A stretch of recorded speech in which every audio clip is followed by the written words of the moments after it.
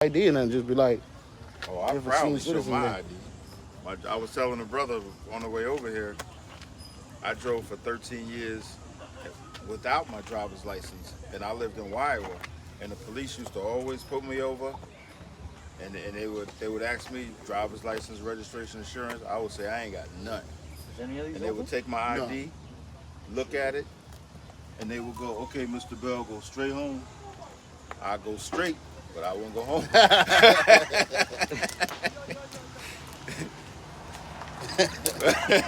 Yo, Jake's out here straight with that I'll go over. straight. I would go straight and make a left, make a right. And we was looking at that precept in Acts 5, I think it's 5:17 or 17-19, one of those, where the Lord winks at our ignorance. Mm. And that word winks is Greek, and it means not to punish, not attend to, Yeah, just giving you a pass. yeah, that's mercy. Mercy, long suffering. Mercy. Yep. So, no more winks now. For real. Well, the Lord's, every once in a while, you He get a still little does. wink here and there, but Yeah. you're catching that hell, brother. I know I'm catching hell. Oh, me too. Shit. We all get it, got it. And it's still all good. Yeah, man. Absolutely. All right, Shalom. Shalom. We're going to start off by giving all praise and honor and glory to Yahweh, by Hashem, Yahweh Shai, by Hashem, Rakak, Radash. We'll say double honors and give double honors to the apostles and the bishop elders, a great millstone for teaching his word in truth and sincerity and for ruling well. And salutations to our fellow occupants across the four corners of the globe, preaching and prophesying in the name of Yahweh by Hashem, Yahweh Shai. Okay, Yahweh is the name of the Heavenly Father, not God, not Allah, not Buddha, not anything other than Yahweh. All right, the name of his only begotten Son is Yahweh Shai. It ain't Jesus, it ain't Yeshua, it ain't Christ. It's Yahweh Shai. Hamashiach meaning Yahweh Shai, the anointed. All right, and he's anointed man that was sent for us as the Israelites to deliver us. Can you get that precept in Deuteronomy where it says, "He shall send one of your brothers like unto me, who will raise up." I think it's like a brother. KJV Deuteronomy. Not that one. The one where it says, "Oh man, I'm trying to think." A prophet like unto. Let me see. And to him ye shall and shall.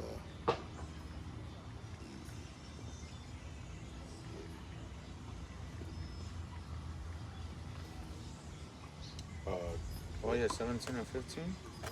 From one among thy brethren shalt thou set. Deuteronomy 18, 15 through 19. Oh, okay.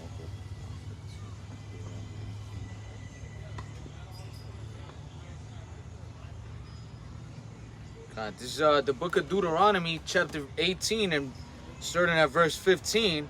It says, "The Lord Yahweh thy power will raise up unto thee a prophet from the midst of thee, of thy brethren like unto me.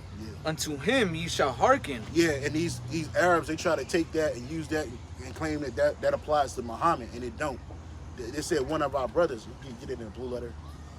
They said one of our brothers, a prophet, like he gonna raise up unto us, and to him we're gonna hearken, we're gonna listen. All right, and that's talking our brother meaning what? Our fellow Israelite man. Oh, go ahead and read it, bro. In the NOT it says, Moses continued, "The Lord your power will raise up for you a prophet like me from among your fellow And Israelites." Yahweh Shai is definitely a prophet. Of course, he's the Most High's son. That's right. All right, he's more than a prophet. He's our savior. You know what I'm saying? Which the prophets are called saviors too. The Lord said He shall send saviors up on Mount Zion. But Yahweh Shai is the savior. There's no one that can get us up out of here through His Father except Yahweh Shai. All right. Read it again. And notice how it says, "From among your fellow Israelites." Yeah, so among So the like- fellow Israelites, not among these heathens. All right, not amongst these Arabs, man. And Muhammad ain't saved nobody. He went on a conquest, destroying people, forcing the Israelites into Islam when nobody even wanted to accept his religion in the beginning, especially of our people. He came to the Jews to try to get reverence, try to show reverence and try to get some acceptability because they was the money and to basically set his religion up. Even though it was the Catholic Church that was behind him, that gave him the power to do it. Because his wife Khadijah, she was a what do you call them? A nun? Yeah, she was a nun, but she was wealthy. That's what they say. And then he married a fucking 5-year-old, a 9-year-old. The other, matter of fact, was it Khadijah? I think that was Khadijah was the first one, but then there was another one. I forget her name, but she was a child, man. And Khadijah was a widow. She was a widowed woman. Can you read that again? God, this is Deuteronomy 18 and verse 15 in the NLT. It says, Moses continued, the Lord your power will raise up for you a prophet like me from among your fellow Israelites. And that's Yahweh shot. Go ahead. You must listen to him. Read it in the KJV. In the KJV, it says, the Lord thy power will raise up unto thee a prophet from the midst of thee, of thy brethren, like unto me, unto him shall ye hearken. Right, like unto him. So a prophet like Moses. You know, and Moses was a king too. So he was more than a prophet. He was a king first in Jeshurun, but our Savior is coming out of our line. Hebrews 7 and 14, Bible Shah. Okay. Yahweh Shah came directly out of the line of King David, who also came directly out of the line of Judah, who also came directly from the line of Adam. He was an Israelite, man. Go ahead. This is the book of Hebrews chapter 7 and verse 14. For it is evident that our Lord sprang out of Judah, of which tribe Moses spake nothing concerning priesthood. Yeah, and that word Judah is really Yahweh. All right? And the tribe of Yahweh wasn't known for having priests. Obviously now that partition is broken, and as it says in Exodus, I think later in the New Testament, he would speak about that we're going to be a nation of kings and priests. Okay, so every Israelite man is going to be a king and is going to be a priest. All right? But Yahweh Shai, it's evident that our Lord sprang up out of what? Out of the tribe of Judah. He's one of the 12 sons of Yashar'Allah, or Jacob, what you call him in English, Israel. Okay? The fourth son. For his mercy anyway. You know? So here it is. It's evident that our Lord sprang out of the tribe of Judah, the tribe in which Moses said nothing concerning priesthood. But yet he is our high priest. What you got? This is the book of Acts 4 and verse 12. It says, neither is there salvation in any other, for there is none other name under heaven given amongst men whereby we must be saved. Right, so there's no other name. Jesus ain't the name of our Lord. That's another Savior, right? That's another God. That's the one you call Jesus that people believe in this world. Just do a quick Google search and what shows up? A so-called white man. And according to the y'all Christian doctrine, he loves everybody. And he died on his cross for everybody. But that's not what's in the Bible. Acts 4 and 29. 5 and 29, Slack. This is the book of Acts chapter 5 and verse 29. Then Peter and the other apostles answered and said, we ought to obey the Most High rather than men. Verse 30, the power of our fathers raised up Yahushua, whom ye slew and hanged on a tree. Him hath the Most High exalted with his right hand to be a prince and a savior, for to give repentance to Israel and forgiveness of sins. There it is. So that's it should be cut and dry. But the vast majority of you people that call yourself Bible believers, Bible-toting believers, Christians, or whatever, like Vocab Malone, you get tripped up on that. And you assume that, that was before Paul, so that had to be, it wasn't talking about the Gentiles at that point, but now the Gentiles are in. And that's not the case. The Gentiles were Israelites who lost their nationality, their identity, their religion to what? To Hellenism. And then later Romanization, and even now, the so-called Westernization. Right? But that was talking about Israelites, those Gentiles that will be brought back into the fold, man, who didn't have any Commonwealth rights or inheritance in the Commonwealth of Israel at the time. Because at the time you had Israelites who practiced being Israelites, who grew up in the culture, who grew up in the history, who grew, knowing the history, who grew up following the commandments to the best of their ability. All the apostles were Jews, Judites, all right, pretty much Judites, who grew up knowing if they were Israelites. You didn't have to tell them they were Israelites. You didn't have to tell Peter to refrain from abominable foods, because he didn't do that.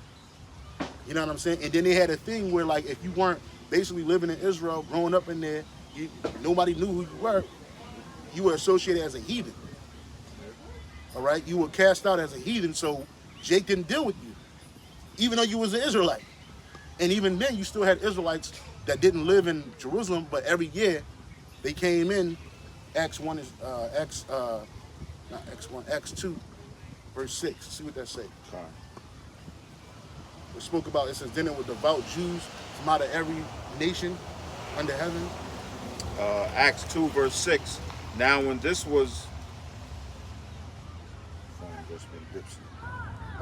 Acts 2 verse 6, and Annas, no, the high priest. No, that's not the one. It's in that chapter. Okay, that's not it. Acts 2 and 5. Yeah. 2:11. Yeah. Yep. Okay. Read Acts 2 and 5. This is the book of Acts chapter 2 and verse 5. And there were dwelling at Jerusalem Jews, devout men out of every nation under heaven. Now when this was noised abroad, the multitude came together and were Start at 4. Okay. Acts 2 verse 4. And they were all filled with the Holy Spirit and began to speak with other tongues. Yeah, and that wasn't, I should have bought a Honda, but I bought a Hyundai. No, that was different languages of the known world at that particular time. So you had them speaking in the Ethiopian tongue, the Midianite tongue, the Arabian tongue, the Persian tongue. Okay? You had them speaking in these different tongues, different languages. And back then, Israelites weren't known for being bilingual. We had Jake that was smart like that, but the average Israelite, like who the disciples were, they was like average men, everyday men at the time before they woke up. They didn't know. They weren't learned men. That's what I want to say. They were not learned men. They didn't even know they didn't even learn the law, the histories, the rites and rituals and all of that the Pharisees knew. Because the only time they would hear this is when they went to the synagogue. But that was it. They were kind of, before waking up, they were concerned with their average life. So they were what you would call unlearned men. You know what I'm saying? So it wasn't common for an Israelite to even speak another language. Because back then, to speak Greek, if you were a Judite, Judah, Benjamin, and a Levite living in Israel, it was detestable to speak Greek. It was detestable. It was like you were trading on your nation. Okay? So they spoke different dialects of Hebrew. You know how, like in America, you'll get somebody from Baltimore. Baltimore people talk crazy. You know, like to people that's not from Baltimore, because you can't understand, like, it's their accent on the words they use. We say the same words, but it's like somebody from Philly and somebody, you could tell the difference between somebody from Philly and somebody from Baltimore, or somebody from DC in Baltimore, and they're close, but they speak a little different. Yeah. You know what I'm saying? So that was the same way that you would have in Jerusalem, because we had cities, brother. People talk about, like, Israel, like Jerusalem was the only city. Like, it was mad cities in there. You got Nazareth, you had Galilee. You know what I'm saying? You had Cappadocia. So not everybody, and then you had people that had spoke in the more affluent version of Hebrew. So people that were well-to-do, they spoke different. Same language, but different accents. More refined this stuff. Yeah, that's right. Read it again. Acts chapter 2 verse 4. And they were all filled with the Holy Spirit and began to speak with other tongues as the Spirit gave them utterance. Can you read it? And What there, that say in the NLT? NLT says, and everyone present was filled with the Holy Spirit and began speaking in other languages. Other languages. Again, not that Mama say, Mama Sama Maku style shit. Other languages, bro. All right? Other languages. They were speaking in that. Keep reading. It says, and there were dwelling at Jerusalem Jews, devout men out of every nation under heaven. What does it say in the NLT? NLT, at that time there were devout Jews from every nation living in Jerusalem. And look up the definition for devout. Time.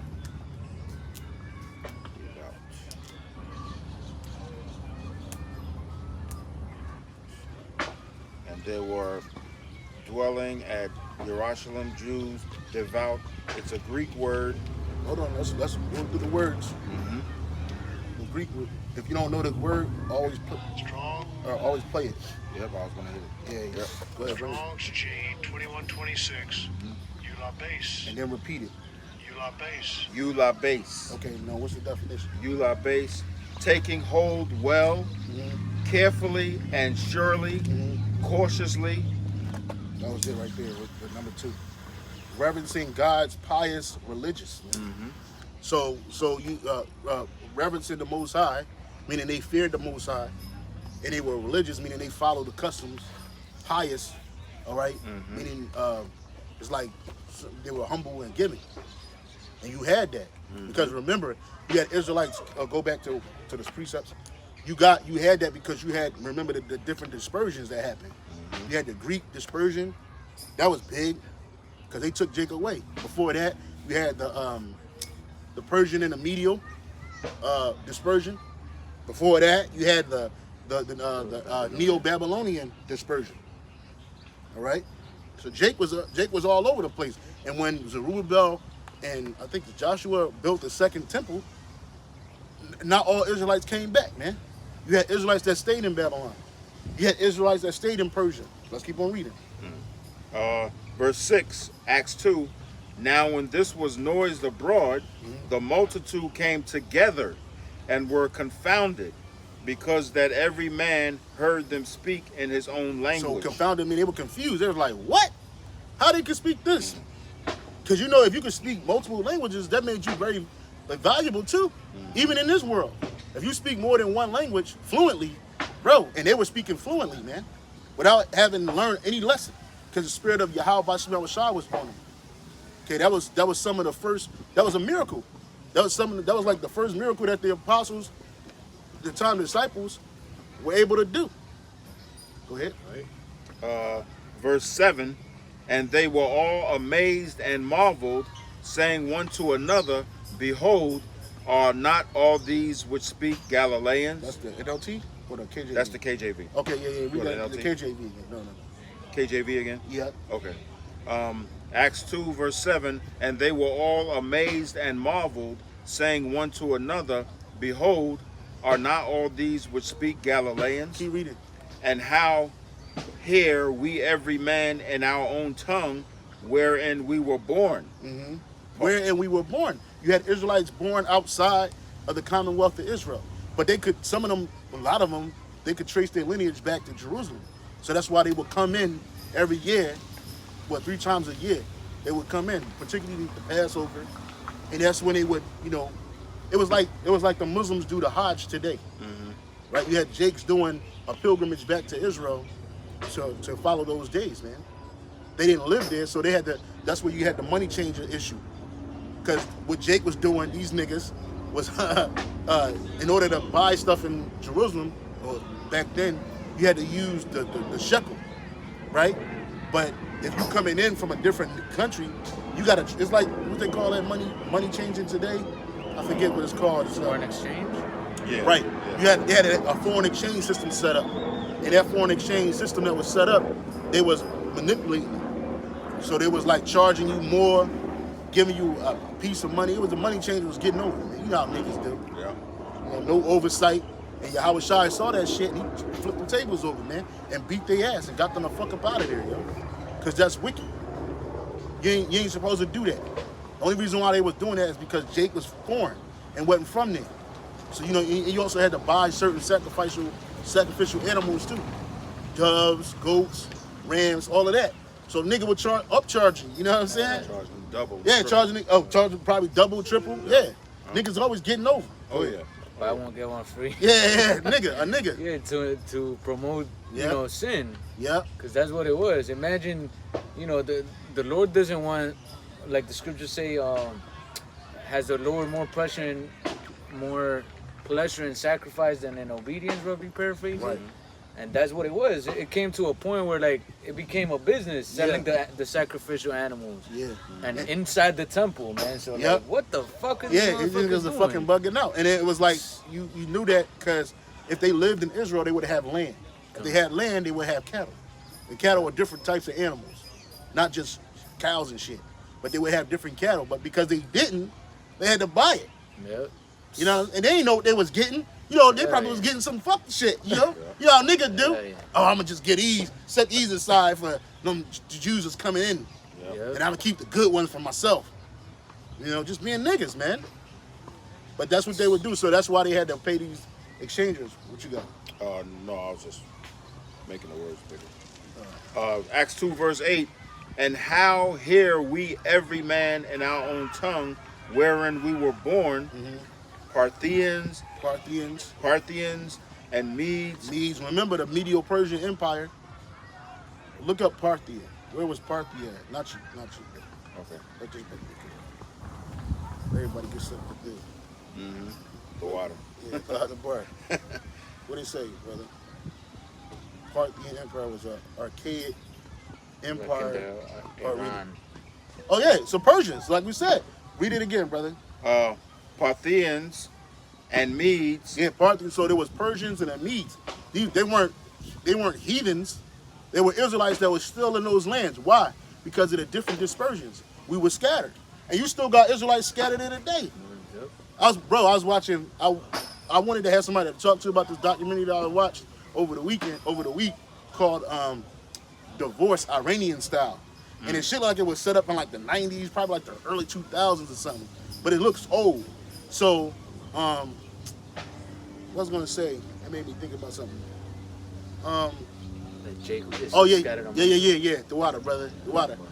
Bro, you gotta watch this shit. This shit is so crazy. It show you how like these women manipulate the divorce system over there. Because really, they don't want you to get divorced. They want you to stay married. For a lot of these women, they want to get divorced for petty reasons. The dudes stay out too long. Now I'll get back to the point. The dudes stay out too long. He don't come back in the house for about 2-3 days. Then he leave, and or the woman say she ain't left with enough money. He ain't working. Like these bitches got to get divorced. This one bitch, she didn't like her husband. She divorced this dude, and she has 2 kids with him, 2 daughters. One is older, one is younger. So in Iran, if a woman marries you, she divorced you, right? Y'all got kids together. But then she married another man, right? You get the kids. She don't get the kids, and she don't get no money for the kids, no maintenance for the kids. She don't get no dowry money, none of that. Like she's on her own, and the woman was trying to tell her, like, look, like you bring in, when you get married, you sacrifice yourself for your kids and your husband. Like it's no more about what you want.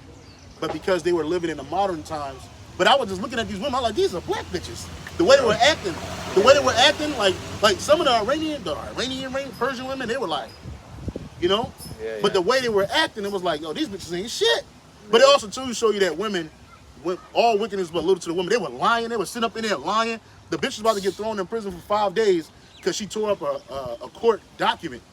And the thing, right? She gets in there and start crying and say, I didn't tear anything up. He's lying. I got witnesses. And I guess the dude is so used to this, I couldn't do that shit. I couldn't be there every day in the divorce court. That's not gonna happen. But anyway, she was crying and shit, dropping tears, bro. Looking like, oh, please, blah, blah, blah, right? Then they get out in the hallway, she's talking to the interviewer. She's like, yeah, I got mad at him, so I tore it up. She lied. And the other bitch was sitting there lying. She was a young bitch, she was like 15 years old. She wanted to be back in the world. She wanted to have a life. She came straight from Tehran, and then her father made her marry, at 15, made her marry a man that's in the country. So she ain't like that shit. But she wanted her money. She wanted her $10,000. Wow. And he was like, I'm not giving you no $10,000. I'm not giving you nothing. You don't get nothing because you want this. You filed for this. You petitioned for this divorce. And long story short, she's in the courtroom lying. She said the nigga said he was gonna set her on fire, all kinds of crazy shit. Then he was like, I didn't say this. Why are you saying this? She's like, shut up and just go with it. Shut up and just go with it. They just be in there lying. You know what I'm saying? And that's, I don't know what made me think about that shit, but we talk about Iran. You gotta watch this shit. This shit is hilarious. It's like YouTube? It's an hour. I'll pass it on a website. Watch this shit and watch these bitches. There's a lot of subtitles, but it's worth it, bro. It's so worth it watching this shit because it shows you that, you know, again, you got a lot of Israelites. You see these nations. You see a lot of these nations. They're larger numbers, and when you look at us, it's like, man, wherever we scattered at, we smaller numbers. The scripture said that was going to happen. You got a lot of Israelites over there worshiping Allah. And they do that shit haphazardly. They ain't even doing that shit like they supposed to, but they just, you know, feigning the shit. Yeah. So you got a lot of Israelites still stuck over there in Persia that look like these Persians now, act like these Persians and shit. Go ahead, bro. And you could tell they're Jay because they got that rebellious spirit. You see, most of these heathens, they're in order with whatever their gods they're following or whatever. But Jake is always the odd one. Like you said, I had a friend that supposedly he's from Afghanistan and supposedly he's a Muslim and shit, but that motherfucker never followed shit. Yeah. He was always doing a bunch of, you know, wickedness. I mean, we were both doing it in the world. But I was like, what the hell? Aren't you a Muslim, bro? Like, you're supposed to be, like, abstaining from all this shit. And he was like, nah. You know, I'm just like, but yeah, he had that spirit of rebellion like Jake does. Yeah, nigga, and I'm sure that's what you saw in the Watch thing. when y'all see that shit, y'all gonna be like, when y'all see that shit, y'all gonna be like, bro. Hell yeah. First thing you're gonna say is women ain't shit, and that's of all nations. You're gonna be like, yo, women ain't shit. Then second, you're like, oh, these are niggas. Yeah. The one dude, he was poor, he ain't shit, bro. He was begging, he ain't had no job. He ain't had no job, right? So he would leave. I'm sure he had a side bitch or something.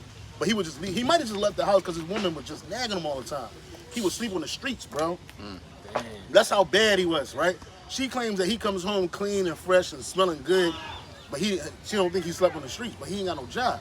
So this bitch was in there manipulating him. I guess he got in a fight with his son and smacked him and shit. And then she wanted to get a divorce for that. Mind you, when you get a divorce, it's not like the bitch could just, like in America, like you get a divorce and it's good for you. Like it's terrible. If you're a divorced woman, it's frowned upon. Oh hell yeah. You know, it's extremely, and the people that came into that courtroom, they were all, they call them men of low status. You know what I'm saying? They weren't like high status men. They were men of low status. So this woman, you could tell she was manipulating her husband, bro, in the courts. She was like, oh, I want a divorce now. He's begging her not to do this. Why are you doing this? You defaming me and shit. And she's like, no, you don't come home, blah, blah, blah.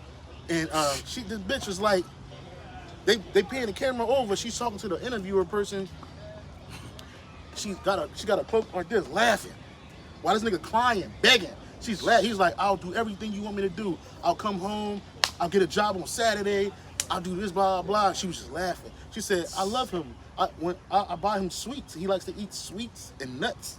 So when I have a little bit of money, I buy him sweets and nuts. But then she's laughing. She acted like she was crying, but then she was back there cracking the fuck up because they were manipulating the system. And no self-serving Persian woman was going to do that, bro. Yeah, Not saying they righteous, yeah. but they, like you said, those people that are in that shit, that are really come from them people that really have, like the one lady that was in there, I believe she was a Persian woman. She had mad respect for her husband. He wasn't even in the room. You know, she said, I would never do that. When I got married, it was for less because she liked the way he looked. But then she said, that went away. I had children with this man. I would never leave him, no matter what he do.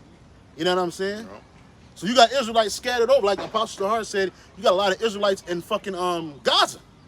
A lot of them Israelites in Gaza got put to death because, one, is you see the little kids, women, children. You know why they got put to death? Because of idolatry, bro. Because niggas is wicked. Even though they don't know. They think they're Arabian. But them Palestinians get treated like niggas amongst the Arab nations, man. Big time. Go ahead, bro. Wow. And even over here, you'll see some of them Palestinian women, I think they are. You'll see them with jeans on. Yeah, they westernized. They're westernized because in their country they don't wear pants. Yeah, well, at one time Iran used to be westernized. Under the Shah, he was the last emperor of Iran, which he was a emperor through his father, who took that shit through a coup, right? But he wanted to westernize Iran, and then the Ayatollah and them niggas came up and got that nigga up out of there, bro. He had to leave, and he ended up dying in exile, man. But prior to that, Iran used to be like in the 70s, the 60s, that's like mainly like the 70s. That he tried to westernize the whole fucking country, make it Americanized. And the women had all those rights and liberties. Yeah. He the one that said that women, I think it might have been his father. His father started the westernization. He said that women can't wear covers no more, no burqas and nothing. Bitch was taking them shits off, burning them shits, man. And that was the Islamic clerics looked at that shit as a blasphemy, man. You know what I'm saying? And then what happened? Women start wearing short shorts, jeans, fucking skimpy clad, scanty clad clothing. They was bringing a lot of fucking adultery. Yeah. Oh my God, brother. You know, they was doing all of that. All of that shit comes in. Yeah. Even they said the husband said that the one woman that was claiming that, you know, she didn't want to give up the little baby, her 4-year-old child. She was begging. They was like, you got to get that child up. She's like, just let me have this one. I'll let him have the other ones. I don't want no money. Just let me have my child. You know, and but it was all an act. It was all a ruse, man. You know, these women are checking the divorce court just cuz, man. Wow. But those are niggas. And I say it because I can see it act like niggas. Yeah, bro. Like this brother he did a video on out here. The motherfucking kids in a town called Kapolei out here, man. Them niggas. Yeah, dumb as niggas. I saw the video, bro. I was like, you don't see Jeff are the heathens, but they don't be acting like that. No. Niggas. No. And you could tell the brother said there was a lot of Ephraimites, a lot of Judites amongst some people, but they don't look like them. But they got that spirit. But they got the spirit of a rebellious nigga. Yeah. You know? And not saying that the heathen are any more righteous than we are. No. They just got a culture, bro.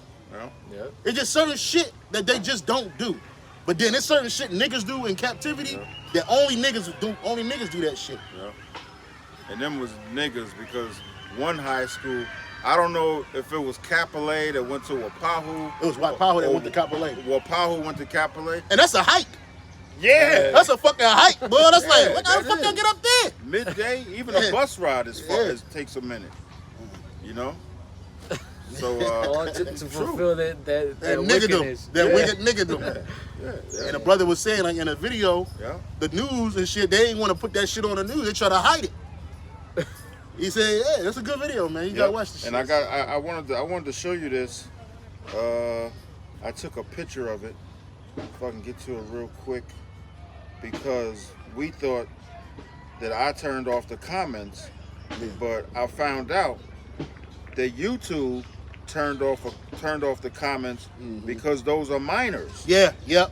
That's why. Yeah, I figured that. They because I thought it was me too. I said, but I don't do that. No. I don't touch the comments. And I took a screenshot of it. Yeah. If I can find it real quick, Salakia. But yeah, I knew that when I first came across the video on Instagram, I was like, oh, them some. Somebody said, somebody said, what should I do about a job that makes me work on the Sabbath? Well, if you already have it, you can't do nothing. Just pray to the Lord to have mercy upon you. That's it, man. Or if you could try to get yourself, one of those jobs where you're like your own boss, like drive Uber or whatever, that's more convenient for you, then go ahead and do that. But if you're in a field where you gotta work during the Sabbath, because the Sabbath changes every month. Yeah, your job ain't gonna let you change. Yeah, a lot of jobs are not gonna let you, take a day off every other month, a different month. So, the scriptures say we rehearse the righteous acts, man. Yeah, that's all we doing. That's rehearsing the righteous acts, man. So just go to work. But you ain't gotta go when you go to your house. Don't cook. Don't have sex with your wife, and that's called rehearsing. You know what I'm saying? So you gotta work, brother. Ain't nothing you can do about it. I know a lot of brothers that work on the Sabbath. It's brothers that gotta work on particular camp days, and they gotta hold camp another day. And this brother used to go through that. Oh yeah. And then he had till he was able to switch his job, his days off to camp day. You know what I'm saying? And you know what I did throughout all of that? always pray to Yahweh B'Shem Hashai. Yeah, that's right. And be patient. That's right. Pray and be patient. Yeah. Because it ain't going to change overnight. That's right, brother. You pray. When you don't feel like praying, pray. And be, what I learned from my experience, be specific Yeah. with Yahweh B'Shem Hashai. Write down what you want to say in case you forget it. Yeah. But be specific, and that way you're pouring out your whole heart. Yeah. You're letting Yahweh B'Shem Hashai know that this is serious. And it's You know? it's you know, the Lord see what you're doing, man. Mm-hmm. You know how niggas in the world like, oh, God know my heart. But hey, the Most High does know your heart. He know that your sincere intentions and your That's non-sincere intentions. That's so right. again, if you got to work on the Sabbath, brother, you got to work. But it's other things you can refrain from. You know what I mean? You got to go to work, but then I be having to work on the Sabbath, bro. I work 7 days a week, but it's certain stuff that I do. Like I don't be with my woman. You know what I'm saying? I don't cook. You know what I'm saying? I try to use that day to do videos, to meditate, rest. It's a day of rest too. Yeah. You know what I'm saying? So do what you can, man. Yeah, do what you can. What's in This your is what I control? found out.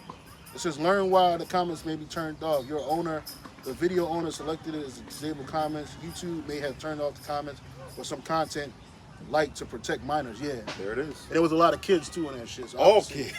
Yeah, it was a bunch of kids. All kids, yeah. You know what I'm saying? So, because my shit, I had a video where a bunch of teenagers was fighting a cop, beating a cop up, Yeah. and they made it, they age restricted it. Mm. You had to be 18 years old to see it. Oh, yeah. Yeah, they do that too. You know what I'm saying? Yeah. Let's go back to the precepts, bro. Acts chapter 2 and verse 9, Parthians and Medes and Elamites and the dwellers in Mesopotamia. So you had Elamites, because remember, the Elamites, they come out of Persia too. You had Israelites in Elam, all in Mesopotamia. That's modern day Iraq, right? And the Assyrians, as well as the Neo-Babylonians, they had control of that area. So it was a lot of Israelites still living in them areas. Keep reading. And in Judea and in Cappadocia and Pontus. Yeah. Pontus is, where's Pontus at? That doesn't even go. No, just hit the button. Hit the interliner button. Oh, that's right. I'm looking at Asia. I know it was in Asia Minor. Let's see. It says Pontus or Pontus is a region in the southern coast of the Black Sea, located in the modern day eastern Black Sea region of Turkey. Yeah, so Asia Minor. Yep, that's what it says. Yeah, the yeah. region of Eastern Asia Minor. Yeah, Asia Minor. So yeah, so why? Because you had Israelites scattered amongst there, but they knew they were Israelites. Versus you had the Israelites also scattered amongst them that didn't know they were Israelites. Their parents might have grew up in a Greekish fashion because they found that Hellenization to be better than what they was doing before, like Timothy's father. But his mom's was a Israelite woman who followed her customs, and she believed on the Messiah. You know what I'm saying? His mom and his grandma. But his dad was into that Greek Hellenism. My dad into that Greek shit. He's a Hellenized person, man. You know, my mother is too. Likewise. You know what I'm saying? So, but I'm not. You know? Let's go back to what we got, bro. Acts chapter 2 and verse 9. Parthians and Medes and Elamites and the dwellers in Mesopotamia and in Judea and Cappadocia and Pontus and Asia. Yeah, it's 4:14 too. Barakatah Yahweh Barakatah Yahweh B'Shem Yeah, Hashai. that Asia is Asia Minor. That was it? Let you want verse 10. What did it say? Phrygia, Yeah, read all that. Phrygia and Pamphylia. Where's Phrygia at? Type it up, Kahan. I don't even see a lot of these lands. They're not called those by those ancient names no more. Some of them were. It says Phrygia equals dry, barren, a region in Asia Minor, bounded by Bithynia, Yeah, Asian Turkey. Galatia, Yeah. Go back to the precept, brother. Phrygia, and verse 10, Acts 2, Phrygia and Pamphylia in Egypt, Pamphylia in Egypt, and in the parts of Libya about Cyrene. So you had Israelites over there, Israelites up in Libya. Wow. Yeah, you still do to this day. Them Cyrene, what is it? Another one was called where Carthage. Now it's called Tunisia. which is like the I think it might be the capital of Libya.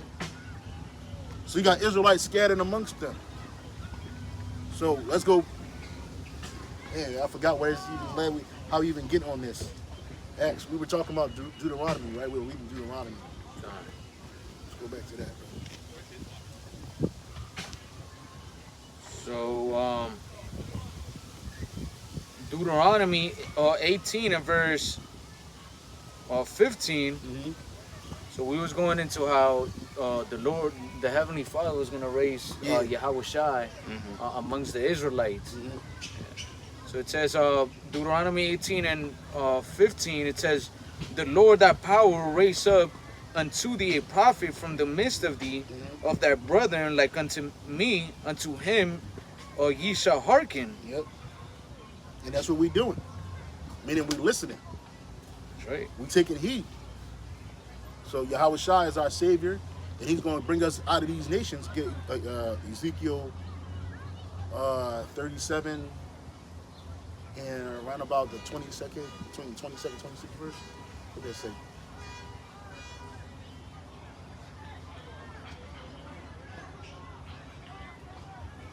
Go down. Keep going. Keep going. Let me see. Oh, can I bring this up real quick? Look it up, bro. This is a quick note I always keep in my phone. Yahweh Shai, the real name of the Messiah is Yahweh Shai, which means Savior. He is the Savior and Deliverer. This is Hebrew. The letter J does not exist in the Hebrew alphabet and was created only 600 years ago. Yeah, in the 1600s. So that's something to keep in mind. That's why, we always bring out Jesus is not the name of the only begotten Son. His name is Yahweh Shai. And I always tell people, if you Google Yahweh Shai, it's going to show Yahweh Shai, a so-called black man. Mm-hmm. You Google Jesus, you're going to get that other white meat, Yeah. that other dude. Yeah. So do your research. Yeah, that's right, man. Bring it up, man. Ezekiel 37 and verse 21, and say unto them, thus saith the Lord power, behold, I will take the children of Israel from among the heathen, whither they be gone, and I will gather them on every side and bring them into their own land. And I will make them one nation in the land upon the mountains of Israel, and one king shall be king to them all. Yeah, that's King David. King David's going to be the king of all of Israel. Yahweh Shai is the king of kings. He's going to be the high on the spiritual side. Then you're going to have King David down here physically doing the work. Making it happen. It says, and they shall be no more two nations. Yeah, because we were split because of what? Because of all the wickedness starting from King Solomon. After King Solomon's death, the nation was split. We had the southern kingdom, which consisted of Judah and Benjamin, but then ultimately Levi came out because that wicked king of the northern kingdom kicked them out. I might have been Rehoboam, Jeroboam, Rehoboam. I always get their names mixed up. Jeroboam, I believe it was. He kicked out the Levites, and they went back to the south. Neither shall they be divided into two kingdoms anymore at all. Right, because we were divided. Now we're together. Look, you look at our camp. We got a brother from the northern kingdom, brothers from the southern kingdom. We're together. We're one nation. We're brothers. That's why we got this plaque out here. That's right. This plank out here to show the 12 tribes chart, the nation, who we are. Whenever an Israelite walk by, if they walk by, and they look at the sign, like, oh, I see myself there. And that's right. Okay? Go ahead, bro. It says, neither shall they defile themselves anymore with their idols. And that's not going to happen in the kingdom of heaven. In the kingdom of heaven, we're just going to worship Yahweh Bashem Yahweh Shai. We're not going to be, and we're doing that now. We're doing that actually right now. Actually, this is happening right now. We're not worshiping no other God except Yahweh Bashem Yahweh Shai. That's right. Okay, and in the kingdom, it's going to be complete. Go ahead, bro. Nor with their detestable things, nor with any of their or with any of their transgressions, but I will save them out of all their dwelling places wherewith they have sinned, and will cease and will cleanse them. So shall they be my people, and I will be their power. And that's what's going to happen in the kingdom of heaven. You know what I'm saying? That's right. And that's already happening again. I'll say again now through Yahweh Basham Shah. Right now, the Lord is only dealing with the elect of the nation of Israel. All right? And through his son's sacrifice, Yahweh Shah's sacrifice, through that blood that he shed, he cleansed us. You know? This word also is a cleansing agent for us. But that blood is gives us that pardon too. Okay? That's right. Because the scriptures say that, the kingdom of heaven is within you, and it starts off with the elect of Yahweh Shem Shai. The Lord put his spirit upon those men to believe and start rehearsing those righteous acts, so that the glorification of Yahweh Shem Shai starts now, man. And that's what's gonna, that mingled with our faith is what's gonna get us to the kingdom, Lord willing, we be part of the elect. This is Baruch 4 and verse 36. It says, O Jerusalem, look about thee towards the east, and behold the joy that cometh unto thee from the Most High. Lo, thy sons come, whom thou sentest away. They come gathered together from the east to the west by the word of the Holy One, rejoicing in the glory of the Most High. And that's what the Lord is doing. He's gathering the elect through what? Through the word of the scriptures, man. Through His word, And those of us that have heard the voice of Yahweh Hashem Shah are coming in gladness, man, rejoicing. Why? Because we know that this captivity is about to end, and the kingdom of the Lord, which in turn is gonna be ours, is coming, man. And that's what the gospel is all about, man. The good news. I have that in the Good News translation, Baruch 4:36. It says, "Look to the east, Jerusalem, and see the joy that the Most High is bringing to you. Look, your children are coming home, the children that were taken from you. They have been gathered together from the east and from the west by the command of the Most High, the Holy One. And now they are coming home rejoicing in the glory of the Most High." So the Lord is gathering us back together. Through this word. Through this word. The other side of this. Oh. Salakia, brothers, we just moving because the sun is beaming on the neck. Yeah, here, move to the shade real quick.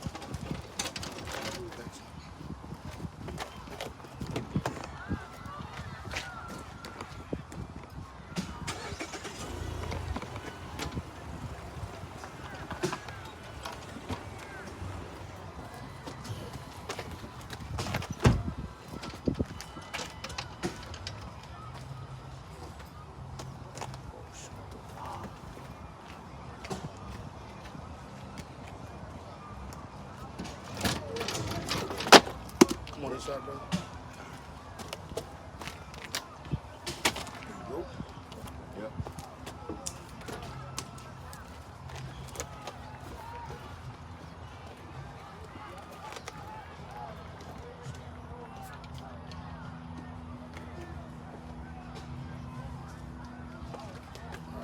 Read what you had again.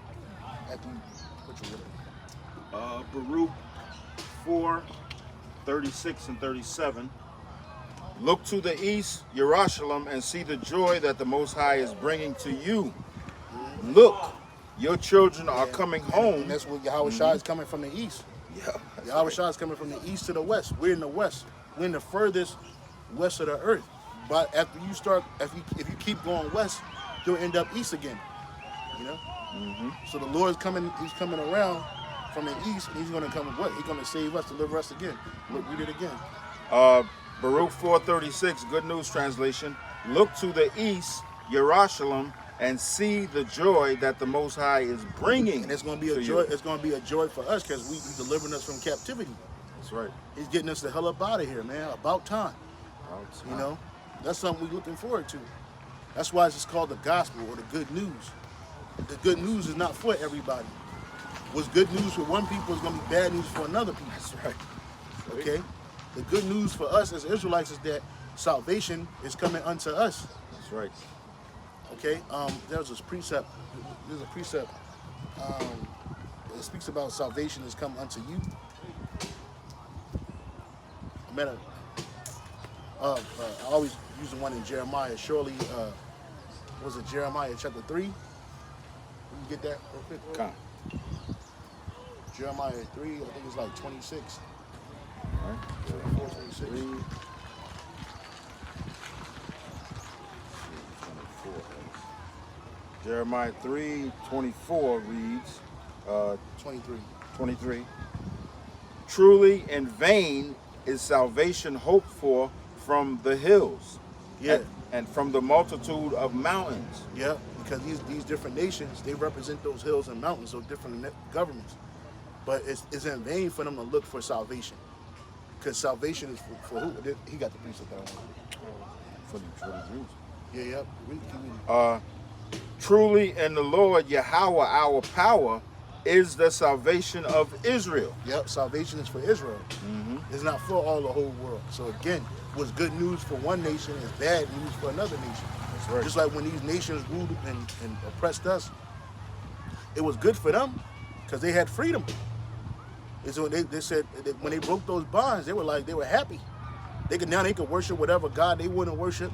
They could oppress us as much as they wanted to. And they felt like even when I think it's in the book of Judith where it says that if there be any fault, roughly paraphrasing, if there be any fault in them,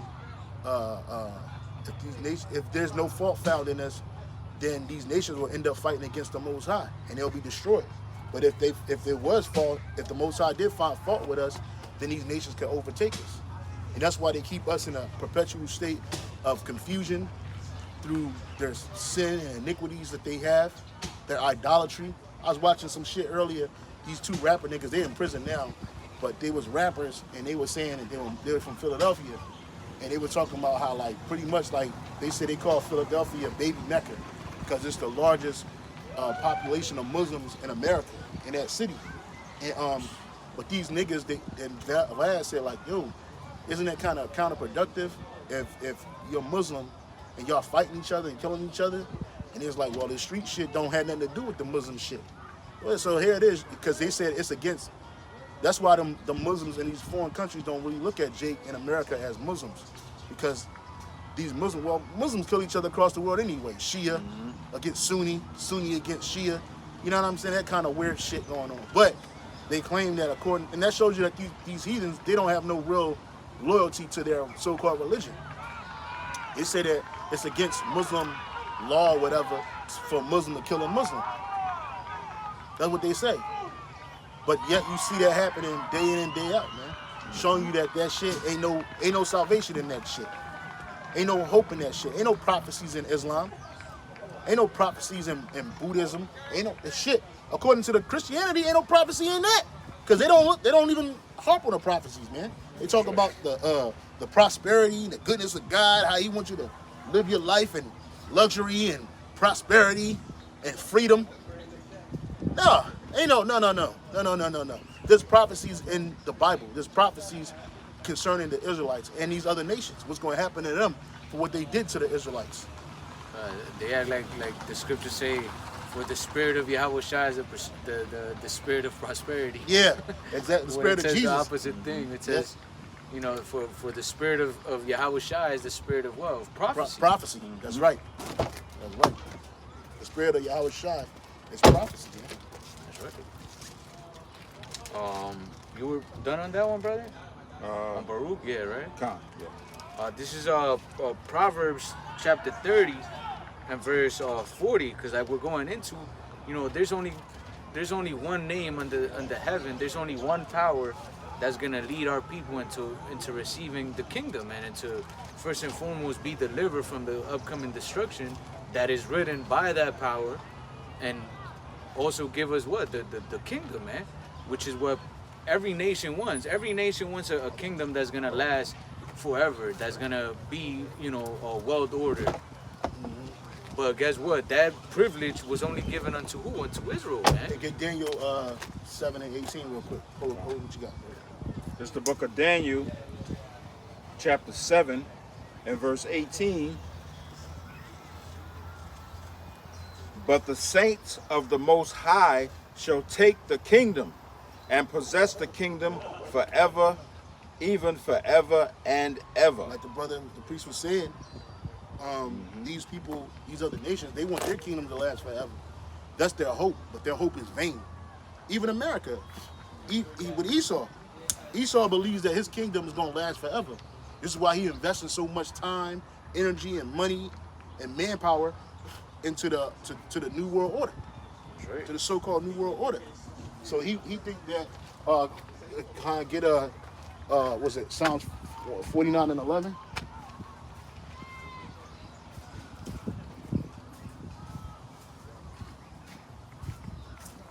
This is Psalms 49 and verse 11. It says, their inward thought is that their houses shall continue forever, and their dwelling places to all generations. They call their lands after their own names.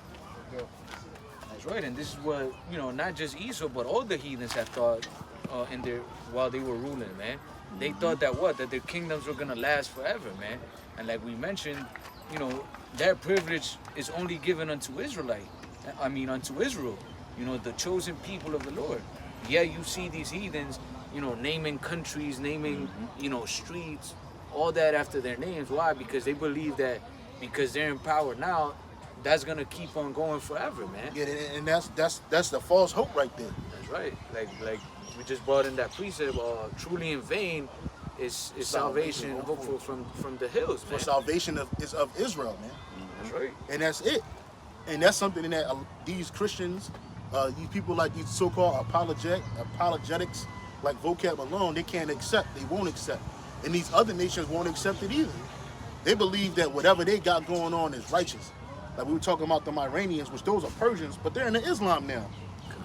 What happened to y'all idols that y'all used to worship? Now y'all worship that Islam shit.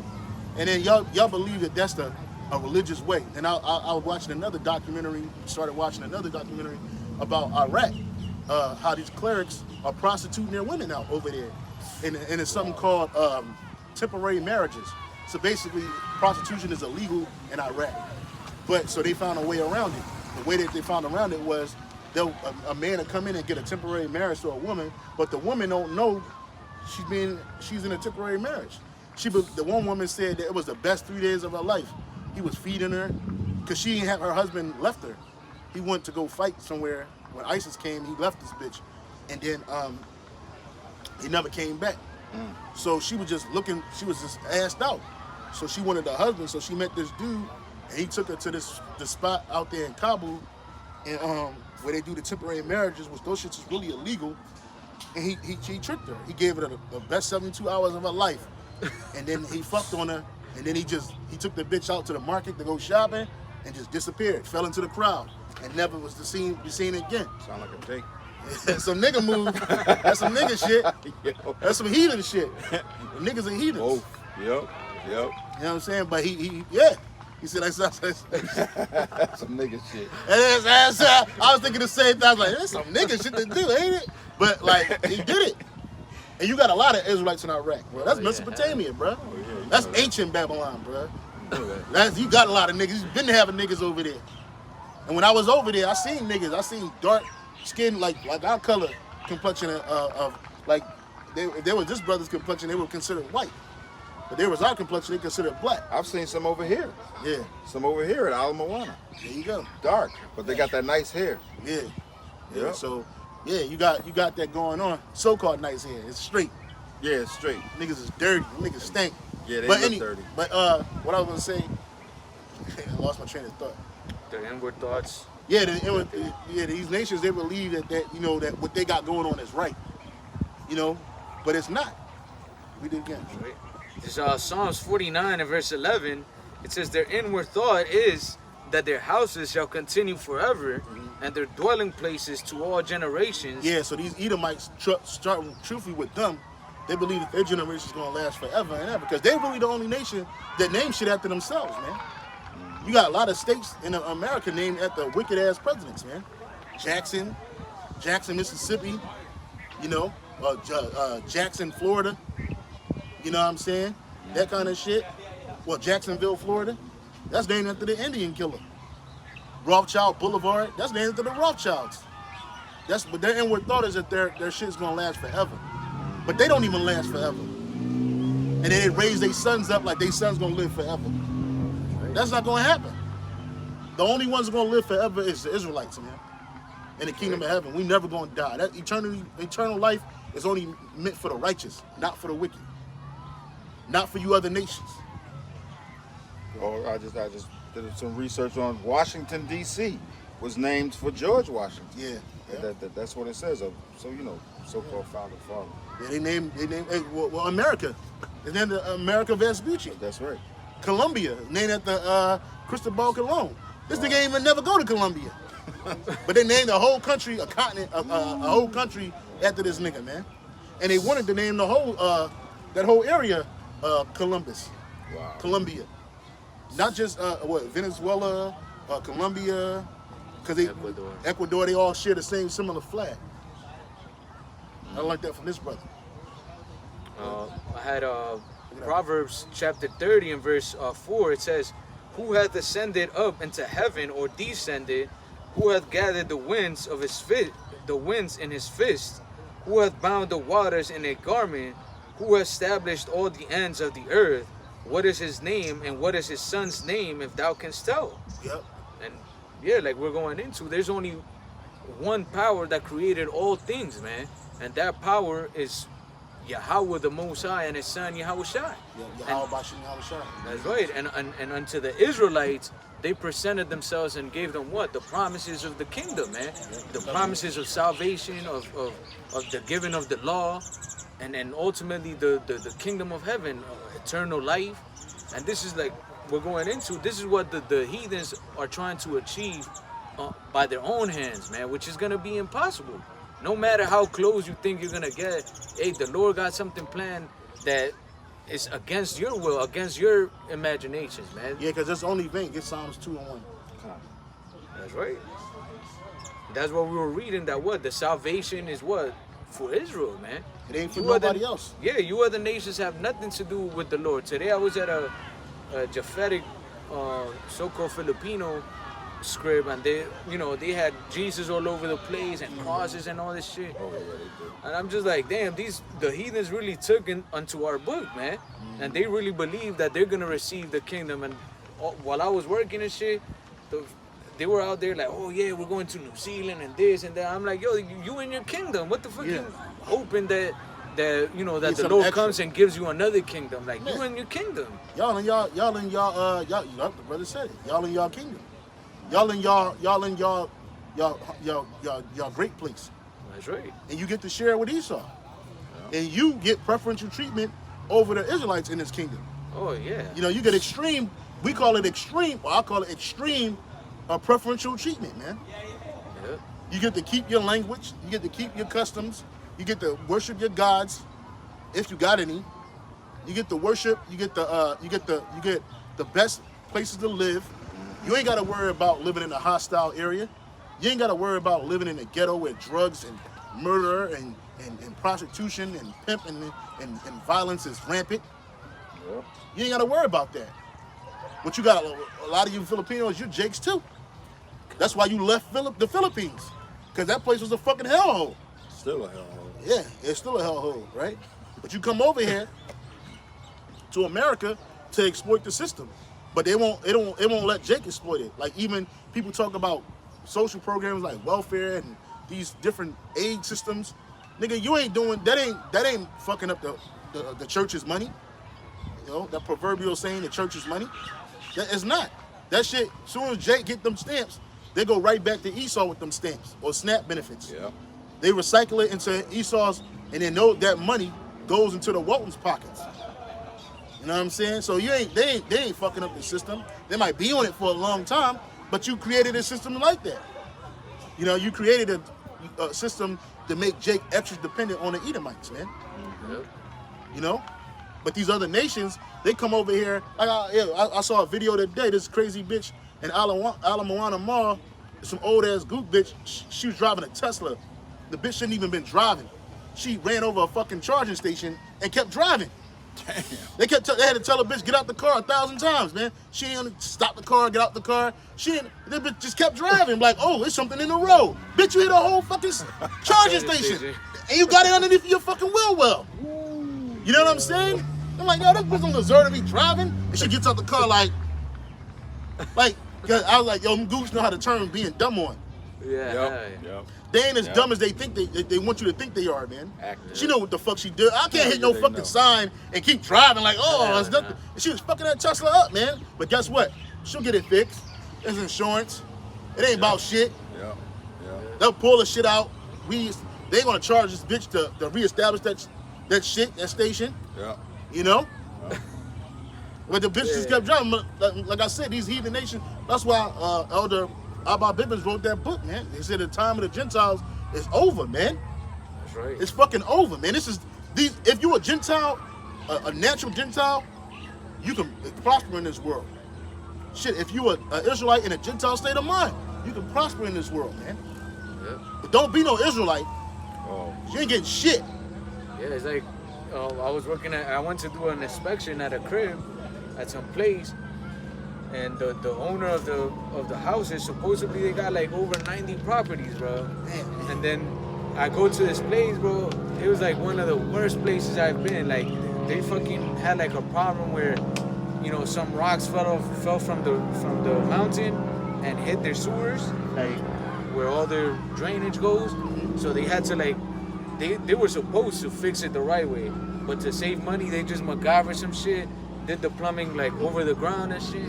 And then the tenant that was in one of the houses, man, every time it rains, he gets like all the drain water into his apartment, and then just flooded his whole place multiple times. And he be calling like to get that shit fixed, and these motherfuckers are mad cheap. They're Some like lords. Ammonites, Moabites. Those motherfuckers like don't want to pay for shit, bro, get done. You gonna tell me that them people don't know what the fuck they doing? Hell yeah. Or they act like they don't know English all of a sudden. Yeah. They act like all they know is gookinese. Oh, I didn't know that. Nigga, you know what you was doing? Yeah, they know. Hell yeah. Y'all brother. slumlords. Y'all do the same thing Esau do. Yeah. He's a slumlord. Yeah, out there in Brooklyn, where Amalek started taking over all those areas where Jake used to live, Ephraim and Judah, bro. I used to work for some dude doing maintenance, and there was like Hispanics and shit, and they would say like, yo, once they started moving the Amalekites in here, like they would treat us like if we didn't exist, like we would call for a maintenance or something, nothing, bro. But as soon as some shit break in one of these fucking Amalekites' houses, right away, bro, they come to the rescue. Well, and that's just something. See, that's another thing too. I'm glad we're getting into the spirit. That's the spirit, because it's like these people. They take our culture. They took our culture, our identity, and then muck it up. Yeah. See, like they take the good portions of the Bible and apply it to themselves, you know, and they'll say like, because you know the Lord don't look kindly on the heathen nations. He said that they're less than spittle, they're nothing, but vanity. So that these Edomites, they take that as a guise to just do whatever you want to them, because they don't matter in the grand scheme of things. God is not, Hashem is not going to judge them for fucking up Jake and treating Jake like shit. But because they would say we're heathens, right? But there's a righteous way to deal with the heathens. Even though we know that they're nothing, they less than nothing, the scriptures tell us how to deal with our slaves, man. That's right. You know what I'm saying? You can't just kill us, just take a slave eye out and that's that. No, it's a punishment. It's a judgment for that, brother. That's right. Commit adultery. Yeah, you gotta let them go. Yeah, commit adultery on them. You know what I'm saying? You do whatever you want to them, poison them. Like the scripture do say that we can get them of meat that die of itself, but we can't eat that shit. You know, but they take it to the next level, man. They give you straight up abominations. In our kingdom, we're not gonna give these people pork. We're not gonna give these people. We're not gonna allow these people to consume pork, to touch a pig's carcass, a dead body. You're not gonna be able to eat nothing that come out of the sea that don't have fins, scales on it. You know, but this devil, he give you all of that shit, and then he poison it on top of that. So not only is he giving you abominable foods, he also poisoning you, man, fucking you up. And they believe that it's righteous. I did a video a minute ago, but they believe that it's a good thing to cheat a so-called Gentile. You can kill a Gentile and nothing will happen to you. Just kill him. You're not committing murder. It's not saying you're committing murder. That ain't how it goes, man. Even though we're going to be putting you heathens to death in the kingdom, it's going to be righteous, man, because it's warranted.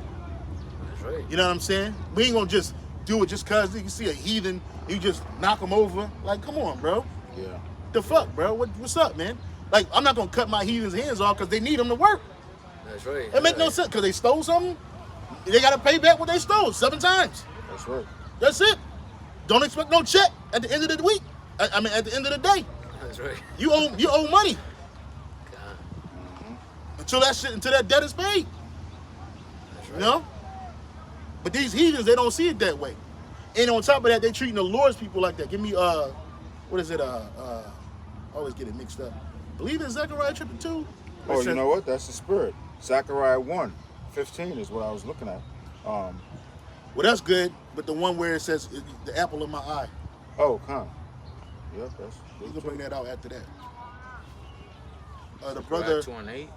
yeah, What is it? he got it. Got you. You Con, get what con. you got. Come. This is Bring it the up. book of Zechariah 2 and verse 8. It says, "For thus saith the Lord of hosts, after the glory hath he sent me unto the nations which spoiled you, for he that toucheth you toucheth the apple of his eye." So when you Jays is fucking up Jake, you're not fucking up no heathens. You touching the apple of the Lord's eye. You're the heathen, and you're gonna be dealt with severely in the kingdom. All of that shit that we were saying about doing heathens dirty. Well, you Edomites, you're gonna be the brunt of that. And even still, we're gonna be doing it in a righteous manner. That's right. We're gonna be raping your children, raping your men, sodomizing your men, shitting on them, shit in their mouth. What kind of shit is that, bruh? Yeah. Oh, the brother's about to bring it out. Yeah, because the heathens, they're gonna live better in the kingdom, way better than they live now. Hell yeah. And that's because we're gonna treat them in righteousness. Yep. Because we're still gonna be, of course, it goes without saying, serving Yahweh by Shemai Shai, which is a power of law and Order. and order. And decency Righteousness. and righteousness. And the Most High he's fair. He's fair. Because he's perfect. Because he's completely fair. This is Zechariah chapter 1 and verse 15. Can I read the NLT version? I'll read the KJV verse. Con. Zechariah 1 verse 15. "And I am very sore displeased with the heathen that are at ease." Yeah, and these heathens are at ease. The brother was speaking about that. His experience with the heathens, man. Yep. They ain't fucked up. Something happened to y'all remember we was, I don't know if you was out here with us. You remember that day we was out here and that big ass car accident happened right here? The woman was letting her son drive the car. They weren't worried. If that was Jake, they'd be screaming and hollering, going crazy because the insurance done went up, Yeah. losing their mind. Yep. Read it again, bro. Zechariah 1 verse 15. "And I am very sore displeased with the heathen that are at ease, for I was but a little displeased." And why are they at ease? Because they got us in captivity. And they don't care what happened to us. Boy, in the kingdom of heaven, we're not gonna care what happened to you. That's right. A whole fucking big ass mountain could fall on an Edomite. We don't give a fuck. That's right. An Amalekite especially. Oh, I hope that it drove his ass into the deep abyss, man. Yep. It says, "For I was but a little displeased, and they helped forward the affliction." Yeah. NLT, "But I am very angry with the other nations that are now enjoying peace and security. I was only a little angry with my people, but the nations inflicted harm on them far beyond my intentions." That's right, and that's what they're in. These nations, they're in peace and security wherever they at. The brother was mentioning even when they come into our neighborhoods and take it over. Yeah. Jake, you be standing in awe and admiration because they getting shit done as a group of a so-called group, you know, and it's really them Hasidics that you see up there in Brooklyn. That Jay-Z was talking about that. He's like, why can't we do that, nigga? Because we under curses, nigga. And you can't get 5 niggas together in the room to follow some righteous act to build up their community. Niggas want to flex. They want the biggest car and chain. Yep. You know, then they see what another nigga got. Now they want to cover that for them goods. Yep. There's gonna be confusion. You know, but these nations, they're in peace and safety. The Lord said, "What? He's sore displeased with them." He said he was a little displeased. Zechariah 1 verse 15, "And I am very sore displeased with the heathen that are at ease. For I was but a little displeased." A little displeased with them. When you see what happened to us, the Lord could have had it go on and on and on, but He stopped it at certain points because of that mercy. You know, because He always knew He was gonna keep His promise with us. But you heathens, you took us falling off as an opportunity to over destroy our people, man. To overly oppress our people, man. Yeah. You know? Go ahead, bro. It says, "For I was but a little displeased, and they helped forward the affliction." Yeah, they helped forward that affliction. They kept it going. To this day. Even as we speak. That's right. This is in the book of Psalms 105 and verse 13. It says, "When they went from one nation to another, from one kingdom to another people, He suffered no man to do them wrong. Yeah, he reproved kings for their sake, saying, touch not my anointed, and do my prophets no harm." Yep, and the Lord's people are His anointed people. That's right. Right? Even though they ain't acting like it, and now we only focus on the elect right now. But hey, he said He reproved kings for our sake, man. For fucking us up, man.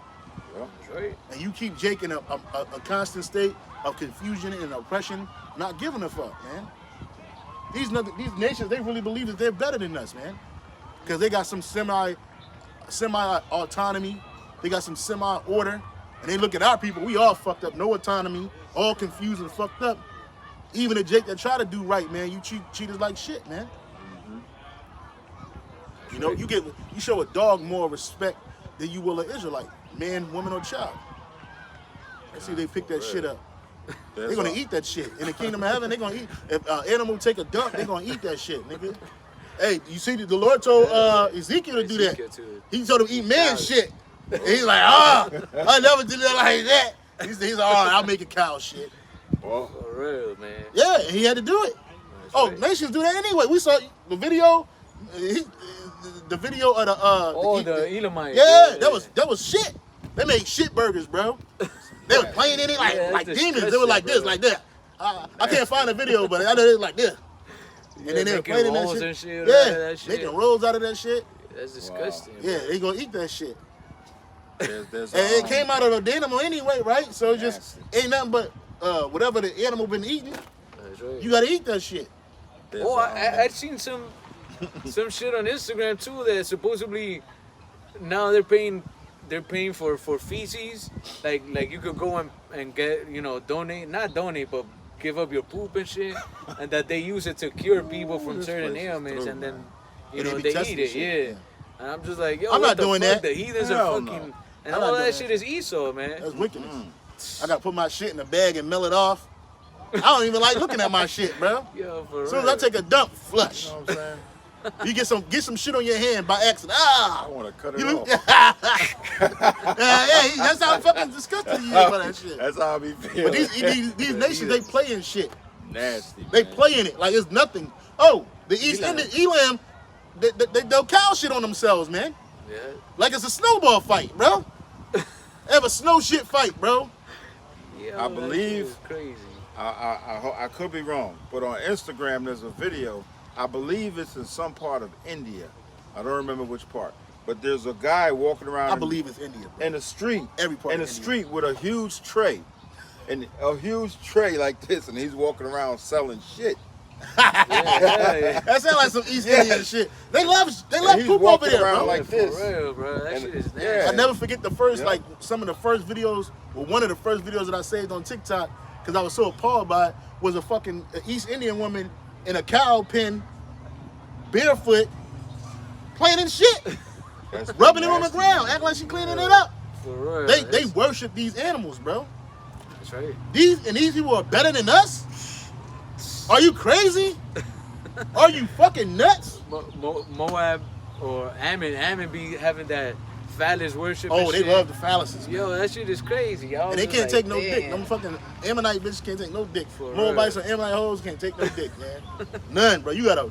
It's like when you fucking them, it's like you destroying them bitch, bro. Yo, for real. You destroying them. Yep, nasty, man. That's that. But they worship the phallus though. Yeah, hell yeah. They be having phallus popsicles and shit. The big ass wooden, they put it on their shoulders and Yeah, shit. yeah, the What? wooden penises. Yeah, and shit. you ain't know never that? seen that shit? Nah, not yet. Yo, these motherfucking heathens, man, for real. Yeah, they through. The Lord ain't dealing with them. Psalms 2:1. Oh, this is the book of Psalms, chapter 2 and verse 1. Why do the heathen rage and the people imagine a vain thing? Yep. And that's break it down. Con. Look at this shit. Japanese penis festival. Look at this shit. What? Show the camera, man. They through, bro. And then that's the heathen raging. And then you got a bunch of moles now going there to fucking Losing their make it mind. more wicked, man. Yep. Yeah, because every time there's something like that comes out, there's a Jake with some money going to check it out. yeah, hell yeah. Japanese penis festival 7 months ago, 2 years ago. Look at this big ass. It's always an Edomite looking penis. Kanama penis festival. Wow. Big ass. They got it on their shoulders, man. Yeah, idols, man. They And make they've been everything doing that. out of All the idols. nations, they've been doing nothing but rewashing and rehashing the same idol shit that they've been doing. They get that shit from Egypt. They get that shit from Babylon. Hey, the motherfucking Egyptians was so fucking megalomaniac, doubt that they made a fucking big ass phallus called a obelisk, man. Yeah. And they had you up there cutting that motherfucker all damn day, trying to make it perfect, so they could just sit it up, rise penis. You know? That's right. Oh man, this nigga getting on nerves, bro.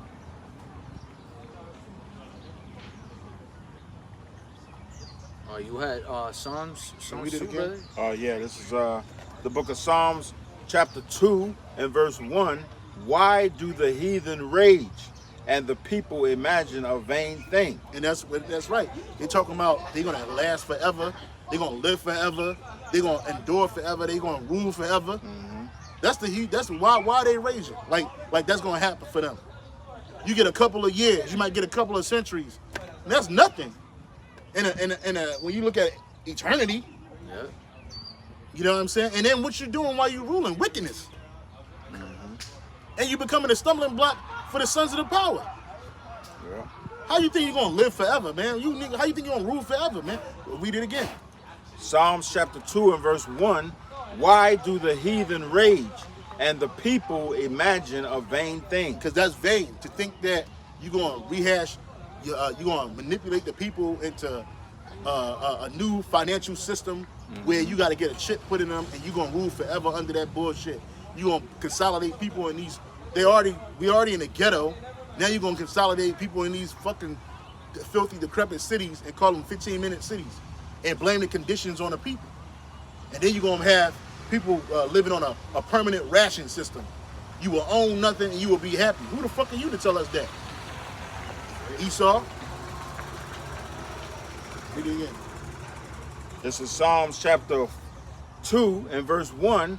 Why do the heathen rage and the people imagine a vain thing? Keep reading. The kings of the earth set themselves and the rulers take counsel together. And they put themselves in rulership and they take counsel together. The UN, the G20 summit, the G7 summit. You know? Yeah. Y'all take counsel together like, okay, we're gonna do it like this. We're gonna get everybody on the CBDCs. We're gonna get everybody on this central digital currency, and we're gonna put a chip in people. All nations gonna follow it, and we're gonna create some type of big ass diversion to make the people so scared that they just want to give up their human rights, man. You already the natural right. You already gave up the natural rights. Now you're gonna give up your human rights. And we're gonna create a system called UBI, Universal Basic Income. It's a flat income that everybody get.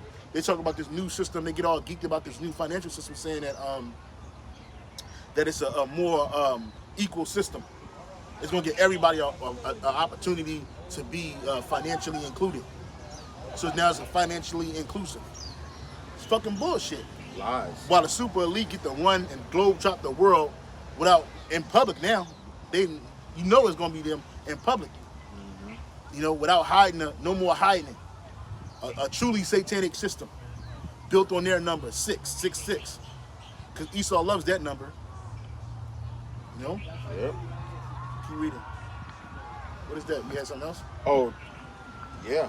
You want it? Job 14, verse 5. Seeing his days are determined, the number of his months are with thee.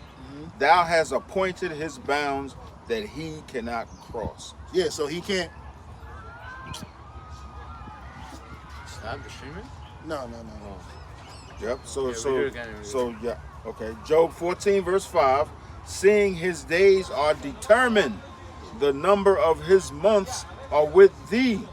Thou hast appointed his bounds that he cannot pass. That's right, man. And the Lord has an appointed time to end Yep. Esau's rulership, man. And although in their eyes and in the eyes of the heathens, it looks like this is gonna be fulfilled, you know, that system the brother was going into, which is that beast system. Yep. You know, the Lord is gonna cut it short, man. Yep. Because he set a bound for the heathens, and especially for Esau, because he's the end of Yep. this, you know, of the era of the heathens. That's right. He set a boundary for him to, you know, to get only up to that point, man. That's right. And it's gonna come to an end soon. This is why, you know, we were mentioning that the spirit of the Lord is what? The spirit of prophecy, man. The Lord told us, you know, about the signs of the end of what? Of the rulership of the heathens, man. Yeah. And this is why we're so eagerly seeking after those prophecies, man. These Christians and Jake, in general, the 2/3 of Jake, man, they don't like to listen or hear about the prophecies. Why? Because they're so, you know, they're so, I would say they're so in love, they're so rooted in this world, man, that they don't want it to end. Even though it's wicked, even though they see the corruption and all the, you know, the wickedness going on in the world, man, they'd rather be in this world than you know, give up the weights of their wickedness, man. And that's why the Lord is going to destroy the 2/3 of our people right along with Esau, man. Because you're accepting the wickedness, man. You're accepting, you know, to be a servant unto Esau, Edom, and unto wickedness, man. Yeah. You see? Right. And like we're going into, there's going to be a time where the Lord is going to cut all that, they call it progress. We're making progress into the future Esau. You know, but at the end of the day, the Lord's going to cut that short, man. Yeah. And you're not going to fulfill it like that precept that says when he's about to fill his belly. Hey, find it. I'll get it real quick. Read what you got again. Oh, this was Psalm chapter 2 and verse 2. The kings of the earth set themselves, and the rulers take counsel together against the Lord Yahweh B'Shem Shai. And that's what they're doing. This whole system is anti-Yahweh B'Shem Shai. Yep. It's an anti-Hamashiach system. Yep. All right? That's right. The whole system is set up against the Lord. One, it ain't righteous. Two, they're secretly trying to destroy the Lord's people or permanently enslave them, worse than they did with chattel slavery. Okay? And they're trying to X out the Most High and make themselves the Most High. Yeah. Right? And it also says the end of that, against the Lord Yahweh B'Shem Shai, and against his anointed, Yeah, which is his people. which is Right? his people, saying, let us break their bands asunder and cast away their cords from us. He that sitteth in the heavens. And these laws are chains unto them. In the NLT it says, let us break their chains, they cry. Because these laws, they're chains unto them. Because they can't do what they want to do. That's right. When King David and all the righteous kings were over them, they hated that. They hated it. They couldn't stand it. That's right. You know? So they believe that this new system is going to break that away. And what it's taking out is taking the Lord, is Xing out the Most High completely, his people completely, and they trying to establish their permanent a permanent rulership really under Esau. And then and the nations is with it. They don't care. As long as they get preferential treatment like they've been getting, they don't care. They don't even care about their own people. These people, these world leaders, they run and operate. I was watching a documentary about the Rothschilds in France who set up the current but now we're talking about the current Macron. This nigga, he was set up, he used to work for the Rothschild Bank. How does a dude that worked for a bank all of a sudden now become a world diplomat? But then they showed I forget the Rothschild's name that's in France that run that shit. They call him the Kingmaker. But it's the Most High that ruleth in the kingdom of men. That's right. And he set up who if he wanted to set up even the bases of men. Daniel 4:17. But so Esau ain't no fucking kingmaker. But that's what they call this man. And he set up all these rulers from Putin to what's that nigga name in Korea? Kim Jong-un, whatever the nigga name is. Whatever the fuck it is. Big Un. Little That Un. nigga, little Un. This nigga. That motherfucker about the size of the sign. Yeah, he set up this dude, Joe Biden, Trump, all of them. All these rulers, they set themselves, man. Yeah. Who's reading? Yeah. No, get Job. Okay. This is the book of Job, chapter 20 and verse 22. Well, verse 23.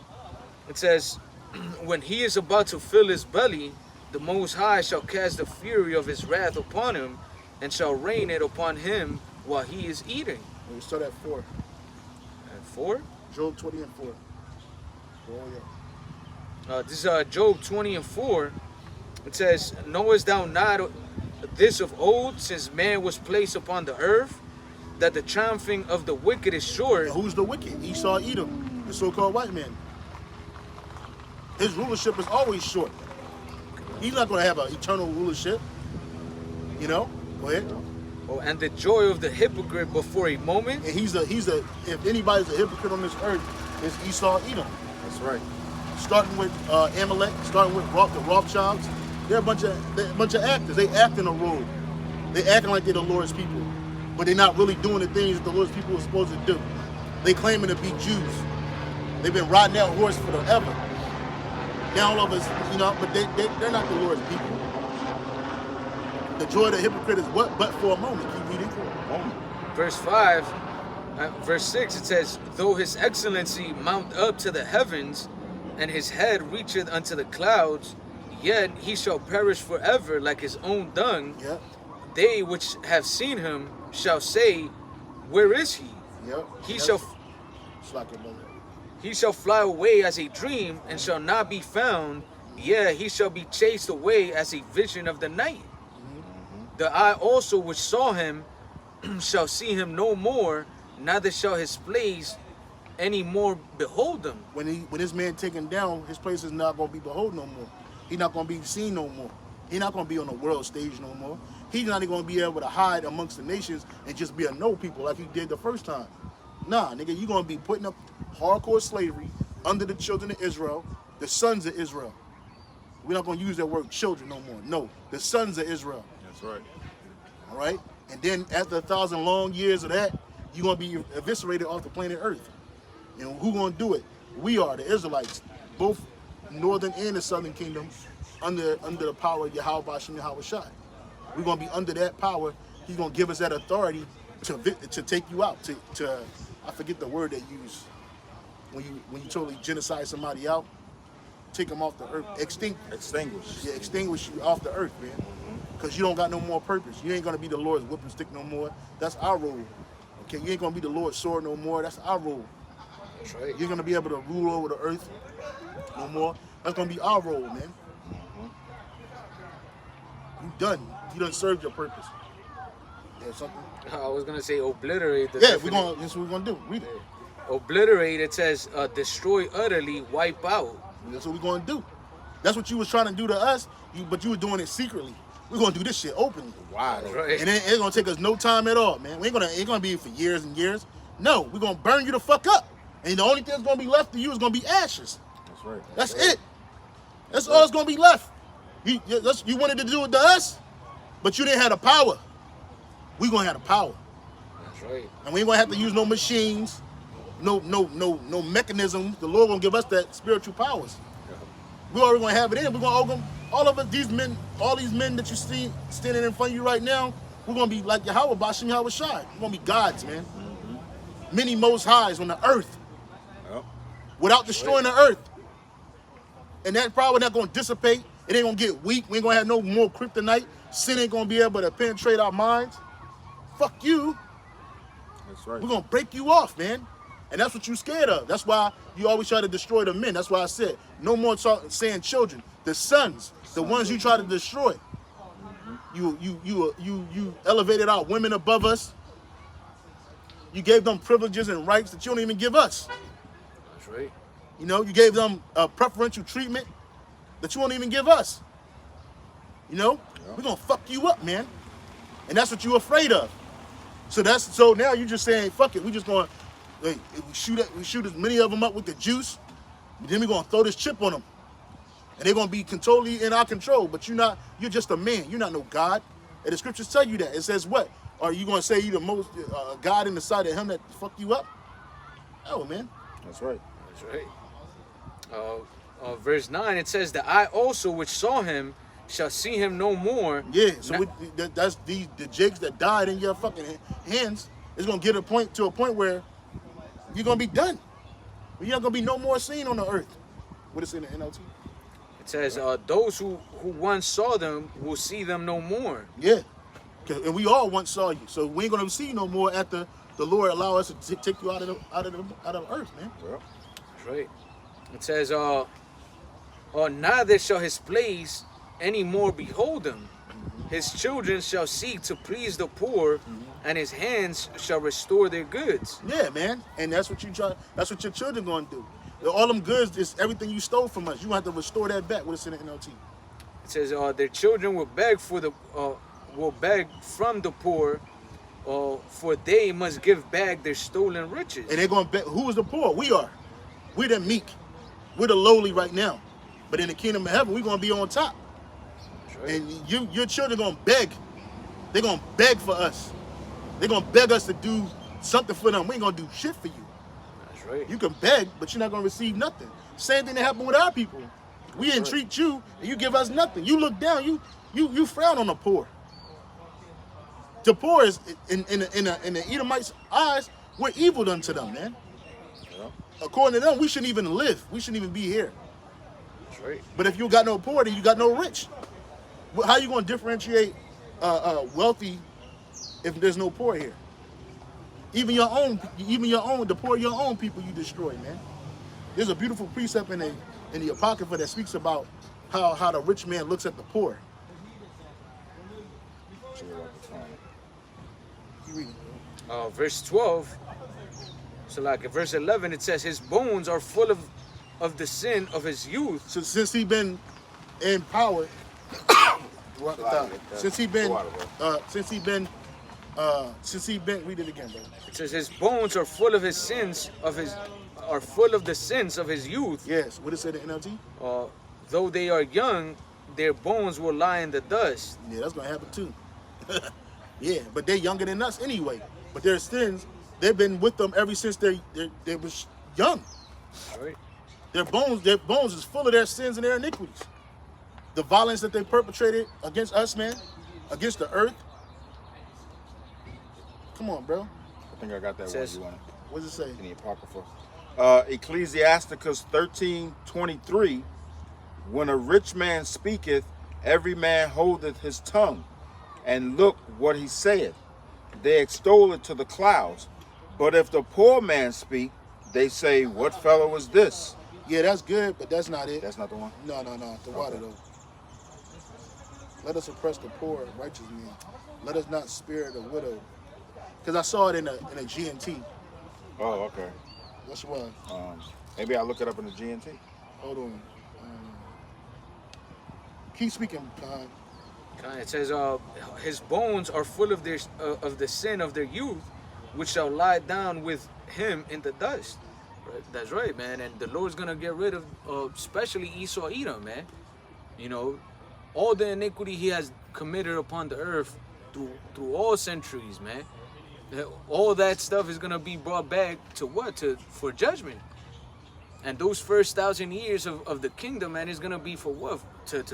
To pay for the Lord to revenge himself upon you Edomites through the hands of Israel, man. For all the iniquity you have done. So that's why the scriptures say that, you know, he's gonna perish like his own done. Because you're a king and you're gonna become a less than a servant, or nothing, man. You're gonna be beneath all the heathens to then what? After those 1,000 years be completely annihilated.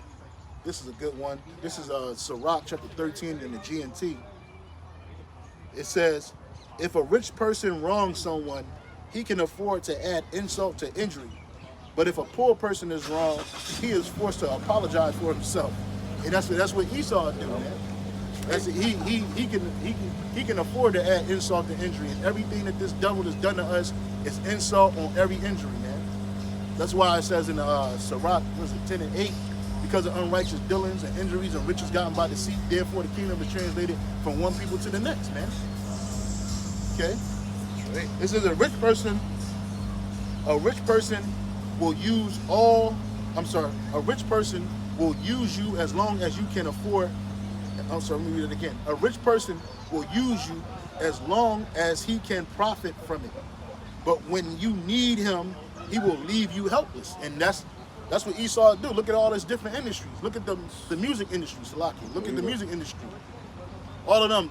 If Esau can't use you to push his agenda no more, you're gonna die broke. They're gonna defame you first. They're gonna take all your wealth, and then they're gonna kill you. And then your shit gonna be in litigation and probate forever. So when your family try to get a little bit of it, they get nothing from it, man. Right. Same thing happened with Aretha Franklin's sons. They were arguing over her money. Prince's relatives, they were arguing over his money.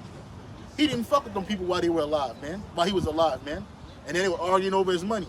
And they sold all his rights and publishing to the white man. They don't understand the music industry. All they understand is $1. Or we'll give you 30 million. Mind you, his nigga catalog worth billions, man. You know what I'm saying? Because niggas, they know that the nigga gonna burn through that money anyway. And they don't care about them residual effect, and then they're gonna have to pay taxes on that shit because it's a state tax. It says a rich person will use you as long as you. And this is the book of Sirach, chapter 13. For all you brothers that's familiar with that scripture, we're reading out of the GNT, the Good News Translation. A rich person will use you as long as he can profit from it. But when you need him, he will leave you helpless. Look at Red Fox. The tax man, they were so raw with it. This nigga had gold jewelry on his fingers in his casket. They came to his funeral and took that shit off his fucking dead body. Because he owed taxes. While he was alive, it was all good. You know? Wow. A rich person will use you as long as he can profit from it. But when you need him, he will leave you helpless. He will live with you as long as you have anything and will gladly drain you dry. And that's what you see all these so-called music industry people. You think that they're all wealthy and rich and shit. They broke on a higher level, that's all. They live in check to check. And that dude, that faggot, Billy, I forget his name, the black dude, he's an actor. He said that every actor is 3 months away from poverty, from homelessness. 3 months, shit. But we 1 month. He said unless you one of them actors that got that fuck you money, you're poor, and they poor too. That's why Denzel Washington got to keep doing all these fucking movies. He not doing that shit because he just love acting. He might have the ability to choose a role, but that nigga need to keep it coming in. You know what I'm saying? Them writer strike fucked him up. He gotta get this money back. He might be supposedly worth $300 and $400 million, but he ain't got that shit in cash. You know, he got to suck all the dick. He got to he got to get fucked in the ass. He got to commit pedophilia. He got to commit Satanism at a high level. I don't know who was talking about the acting industry and shit, and they were saying how, let's say Denzel, right? You know, his name in the movie is I don't know, Tony, whatever. Oh, that was Terrence Howard. Yeah. Terrence Howard's a DJ. Yeah, Go I was ahead. like, I'll let you tell damn, the story, he's go ahead. just fucking crazy wicked. So pretty much the production company that makes the movie, they have the rights to all the characters in the movie. So they only pay, you know, these actors a certain amount of money for what they did, for, you know, acting. But, you know, if they play the movie over and over and resell it, and all that profit never goes to them, man. Yeah, because so basically the publishing that even though Terrence Howard didn't write the music, the niggas from 36 Mafia wrote it, he performed it. So he's supposed to get residual income for that. That shit went platinum. Hell yeah, bro. The soundtrack went platinum. And when you play the soundtrack, it's him rapping. On the track. But instead of him getting it, he claims that, you know, whatever company that made the movie, they wrote in the thing, they say that it was made by DJ. And they own the rights to the character DJ. Yeah. So Terrence Howard, they didn't say song performed by Terrence Howard who played DJ. Yeah. So then the nigga say you gotta take him to court. He ain't even win that shit. Hell His no. money ain't longer than them fucking them J's money, man. You know, and what they do, make a movie that disparages and degrades you so-called Negroes and Negro men and Negro women and poor white trash. Right. They made the nigga a pimp, and then what happened with him? Did he get a record deal at the end of that shit? No, the nigga went to jail and blew up off a mixtape, but he couldn't get it because he was locked the fuck up for murder. Yeah. I think it was murder or robbery or some shit. Yeah, he was on Instagram. I've watched the video more than once, saying that the reason why he got blackballed was because they had a scene where they wanted him to smack the actress for calling him a bitch. He didn't want to smack her because he said it goes against his morals or whatever. Yeah, but this is the same nigga that was butt naked in a fucking movie with his dick You know out. what I'm saying? So how much more? Yeah. I'm sorry, brother. No, you got. He said that's why he didn't get all the money that he was supposed to, because he didn't want to smack her and throw her down the stairs. So they told him, Toss that bitch head first. they told him, how about if we let the stuntman smack her and throw her down the stairs? And he said he didn't want that type of character on his resume. That's a lot, but you played a pimp, my nigga. Yeah, hell yeah. You played a broke pimp, selling a broke pimp / drug dealer.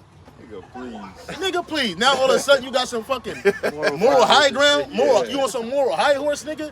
Listen, man, if you in any of those industries, whether you acting or entertaining as a musician, you're a low-level piece of shit, yo. Yeah, that's And like, you'll do anything it takes to stay hot. Yeah. That's why now your music can be complete garbage. But somehow, some way you going triple platinum, you got millions of dollars, you got all this cash. Like that bitch, Sexy Red, she remind me, you ever see Gremlins 2? Oh, she's ugly. Look at that, look up the female Yeah, she's Gremlin. ugly, Just type in female Gremlin from Gremlins movie. I'm telling you, she look just like Sexy Red. Look just like this bitch, bro. As we used to say back in the day, she put the Yeah, yeah. Show the camera. Yeah. They gave her, what's her name? That bitch is through. That look like Sexy Red. And that's the bitch now that they use to tell these bitches it's cool to be a hoe. To get pregnant, have a bunch of baby daddies. You could be pregnant and bust it open. Oh, man. I remember years ago when I was in the world, I was in a club and I saw a pregnant bitch about like, what the fuck she doing up in here, yo? It just looked disgusting. Hell yeah, bro. Pregnant bitches in the club ain't cute. Sure ain't. And no, and ain't nobody, only a sick person wants to fuck a bitch that's pregnant. This bitch is like 9 months, 6 months pregnant, belly popping out In the club. in the club, shaking her funky ass, man, with another nigga baby in there. He don't give a fuck cause he ain't shit. Yeah, but that's how that bitch look, man. She look like the female Gremlin, and her rap sucks. She can't rap. She all off beat. Her tracks are trash, but you got little kids now singing that shit. I saw a video, a portion of a video. I couldn't even watch it all. These 3 little girls, man, with wigs on their head, talking about something. I'm Nicki Minaj, and who you? I'm Sexy Red. You see through? Yep. Fucking completely through, man. Kanye West not too long ago. Remember, was it him who was putting out videos saying his Kim, whatever name, His daughter was letting his daughter watch videos of that other chick, not Ice Sexy. Spice. Ice Spice. Yeah. And then she dressed up as Ice Spice and Yeah. was dancing on a video. Yeah. Like Yeah. her. She had the wig, the chain on, Yeah. and skimpy clothes on. Yeah. And Ice Spice can't rap either. All she could do is turn around and show her funky light ass, man. That's all. And then everybody get all excited. Oh, she busting it open. Her ass ain't even that fat. There's bitches on the earth with a way natural fat ass than her. Go to Colombia. You know? Yep. Who was reading? You had something? I was holding Job 20. No, I was holding Ecclesiastes 13. Oh, that's what I was reading. But the brother was going into it. Yeah. I was reading. Let me go back to that. Just back in the Ecclesiasticus, Sirach. Ecclesiasticus in Sirach, chapter 13, in the GNT. Yep. Verse 4, a rich person will use you as long as he can profit from it. But when you need him, he will leave you helpless. He will live with you as long as you have anything and will gladly drain you dry. If he needs you, he will trick you with his smiles and cheerful, kindly words. And then you see that all the time. Oh, yeah. He's like, oh, man, what you need, buddy? Oh, anything you want. You be asking yourself, how the fuck these little niggas, they ain't even got an album out yet. How the fuck they got hundreds of thousands of dollars to buy hundreds of $1,000 chains and got all this money walking around with money like this in their hand? Like, damn. Because if you're doing that, that means your bank account must really be fat. And it is. They give them $2 and $3 million. Anyway, he will feed you until you are, verse 7. He will feed you until you are embarrassed. And you see that. You see that, how they get embarrassed, show them butt naked, doing some dumb shit, cheating on it, so-called cheating on their wife, like that video that happened with Kevin Hart, which that really was a, what they call it, a something ritual, a humiliation ritual. A humiliation ritual. Yeah. That's all that shit was. He will feed you until you are embarrassed. Finally, when he has drained you 2 or 3 times over, he will laugh at you. If you see him later, he will pretend he doesn't know you. That shit happen all the time. Hey, that shit happen all the time. That nigga Tommy Davidson was saying that shit about Jennifer Lopez, man. He said he seen the bitch. He's like, man, I knew you from color. Even Jamie Foxx made a joke about it because it happened to him too. He said when she saw him, she gave him the beatbox and shit. You know, here it is. This bitch is a terrible singer. She can't sing. She can barely dance. She is Israelite, but she just don't have no skills beyond being what you call that shit? When they keep putting you in the same type role, stereotypical role. You know, the Puerto Rican slut, the maid. She got a movie called The Maid. Yeah, I saw that one. A Puerto Rican, a Mexican, a Latino, a Puerto Rican slut who fucked her way into her way into fame. And she got to keep fucking the same niggas over and over again. Or the abused wife. Yeah, Played that yeah, more than a few times. yeah. Yep. She's played stereotypical roles, man. Yeah. So it says if you see him later, he will pretend he doesn't know you and will pass you by like I don't know who the fuck you are and keep it rolling. Yep. And that's the same. Ask any entertainer. I don't give a fuck if you playing basketball, foosball, rapping, R&B, singing and shit. You know what I'm saying? If he can't use you, if you can't influence millions of people, billions of people, he don't want you. Right. And they all on their way out, man. That's why that bitch Beyonce had to do that concert. And now Rihanna's on a comeback tour. Bitch, you supposedly worth $1 billion. Of all the rapper bitches, I don't even know how you did that. You must have really did some super satanic. Well, she said she's a Satanist. She said that openly. She said that she's a Satanist. Yeah. You know, she nothing below or above her. Yep. But wait till they fall off, man. Ain't gonna be like, I don't even know you. Yeah. That's why Kanye West had to do all that crazy shit that he did last year. They took half that nigga wealth. Now this nigga's in France with his ass out getting his dick sucked. For the world to see, yeah, real talk. It's videos on it. He threw, man. Yeah, he finished, man. Yeah. Walking around bare feet. With his head covered, Yeah. his face covered. And Looking shit. like a fucking a gimp. He was on an Alex Jones show dressed like a gimp. Yeah, for real, bro. Niggas through, man. I'm supposed to listen to this nigga? But you niggas will keep buying his albums because he don't have no, he sacrificed his own mom. A nigga that kill his mother, you know he ain't shit, bro. What more can you expect from a nigga that get his mom killed so he can have fame? Yep. You know what I'm saying? Jay-Z killed his own nephew so he could have fame. Because really, that 15 minutes of fame was short-lived. It was 15 minutes. That's short 15 time. minutes. That was a short time, but they wanted to keep it going. Yep. So they got to do something. So they got to do something. Kill to them keep it babies. Kill suck some dick. Drink some Yep. blood and semen. Yep. All of the above. And even more than that, pedophile. Mm-hmm. go to these places, they got to open these portals for demons to jump on them. You look at Beyonce, that bitch ain't happy. Talking about this bitch had to sell her kids. She's selling her kids. She's slinging her kids like hotcakes, especially that Blue Ivy. Especially her Little now, bitch, yeah. she's all on the fucking screen. Like, I ain't put my child on no motherfucking TV. I cussed my woman's mom out for putting my kids on the internet. The fuck? Yeah, you don't want to do that. You know? Because them devils up there, they'll take that image of your child or video or whatever, and they'll put, you know, the whammy on it. Yeah, and then they'll be slinging around like that movie that didn't get no real airplay, but it was a good movie. I could barely watch it all. The one where about the sex trafficking for the children. Oh Yeah, I forget the name of that shit. I forget the name of that movie. But the dude that played, his name is James Cavill. He played Jesus. Oh yeah, I remember That him. dude. Yeah. I forget the name of the movie. Yeah, he was. But yeah, but they told you that and they just swept it under the rug. See, they got to tell you what they doing. They can't keep doing this shit covertly. They got to put it out there. And they don't care how they do it. They just put it out there. Yeah. You know? Because they don't have no respect. Go ahead, read, bro. This is back in Job 20 and verse I'll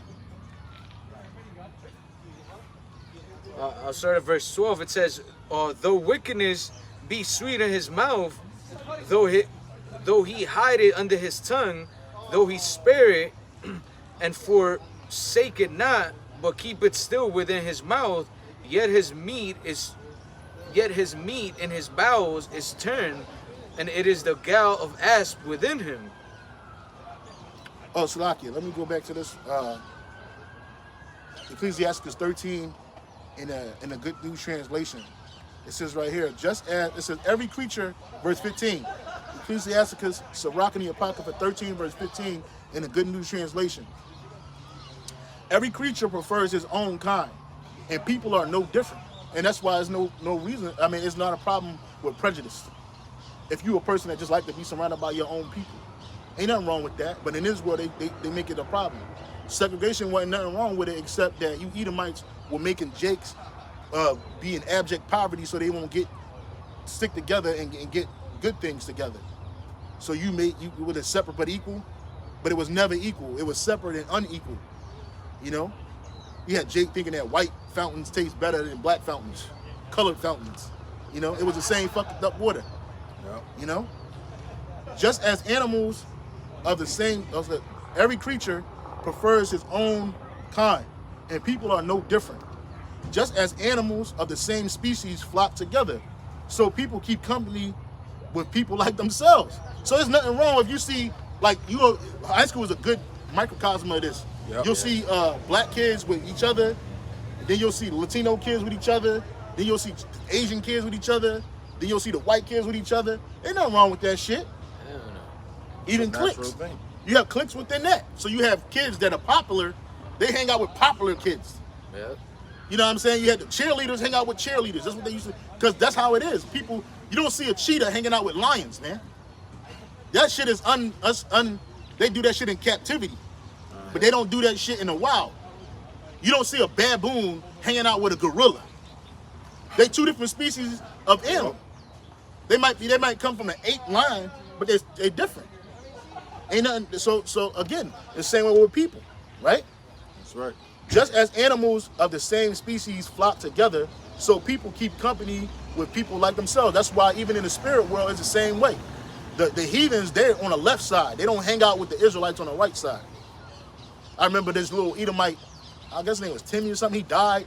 This nigga died, supposedly. And he went to heaven, but God, he said Jesus was black. He said Jesus was a nigger. And he said that the white people were the entertainment for the black people in the spirit world. And he said, but they don't hang out with each other. They don't, like, you read that in Luke, in the parable of Lazarus and the rich man. Right. That's right. That big gulf is separated between them. He can't pass. So that's order. But see, here in America, they want that universal mindset with Catholicism, that universal religion. That universal means for everybody, but it's really not universal, because the super elite, they practice Catholicism on a way different level than the people on a lower level do. Them Catholics in them churches on a high level, even in the low levels, they practice pedophilia, ritualistic pedophilia, ritualistic murdering, ritualistic pederasty.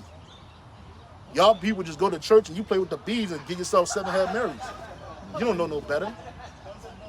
Okay? Now people go to church and act like fools. Yep. Esau, Dancing and shit. Esau go to church and sit his ass the fuck down and shut the fuck up. Yep. Because they different. Two nations are in thy womb. Two manner of people That's right. shall be separated from thy bowels, man. And one shall be stronger than the other. One is weak, Esau. One is strong, Jacob. That's it. Verse 16. Verse 15 again. Every creature prefers his own kind, and people are no different.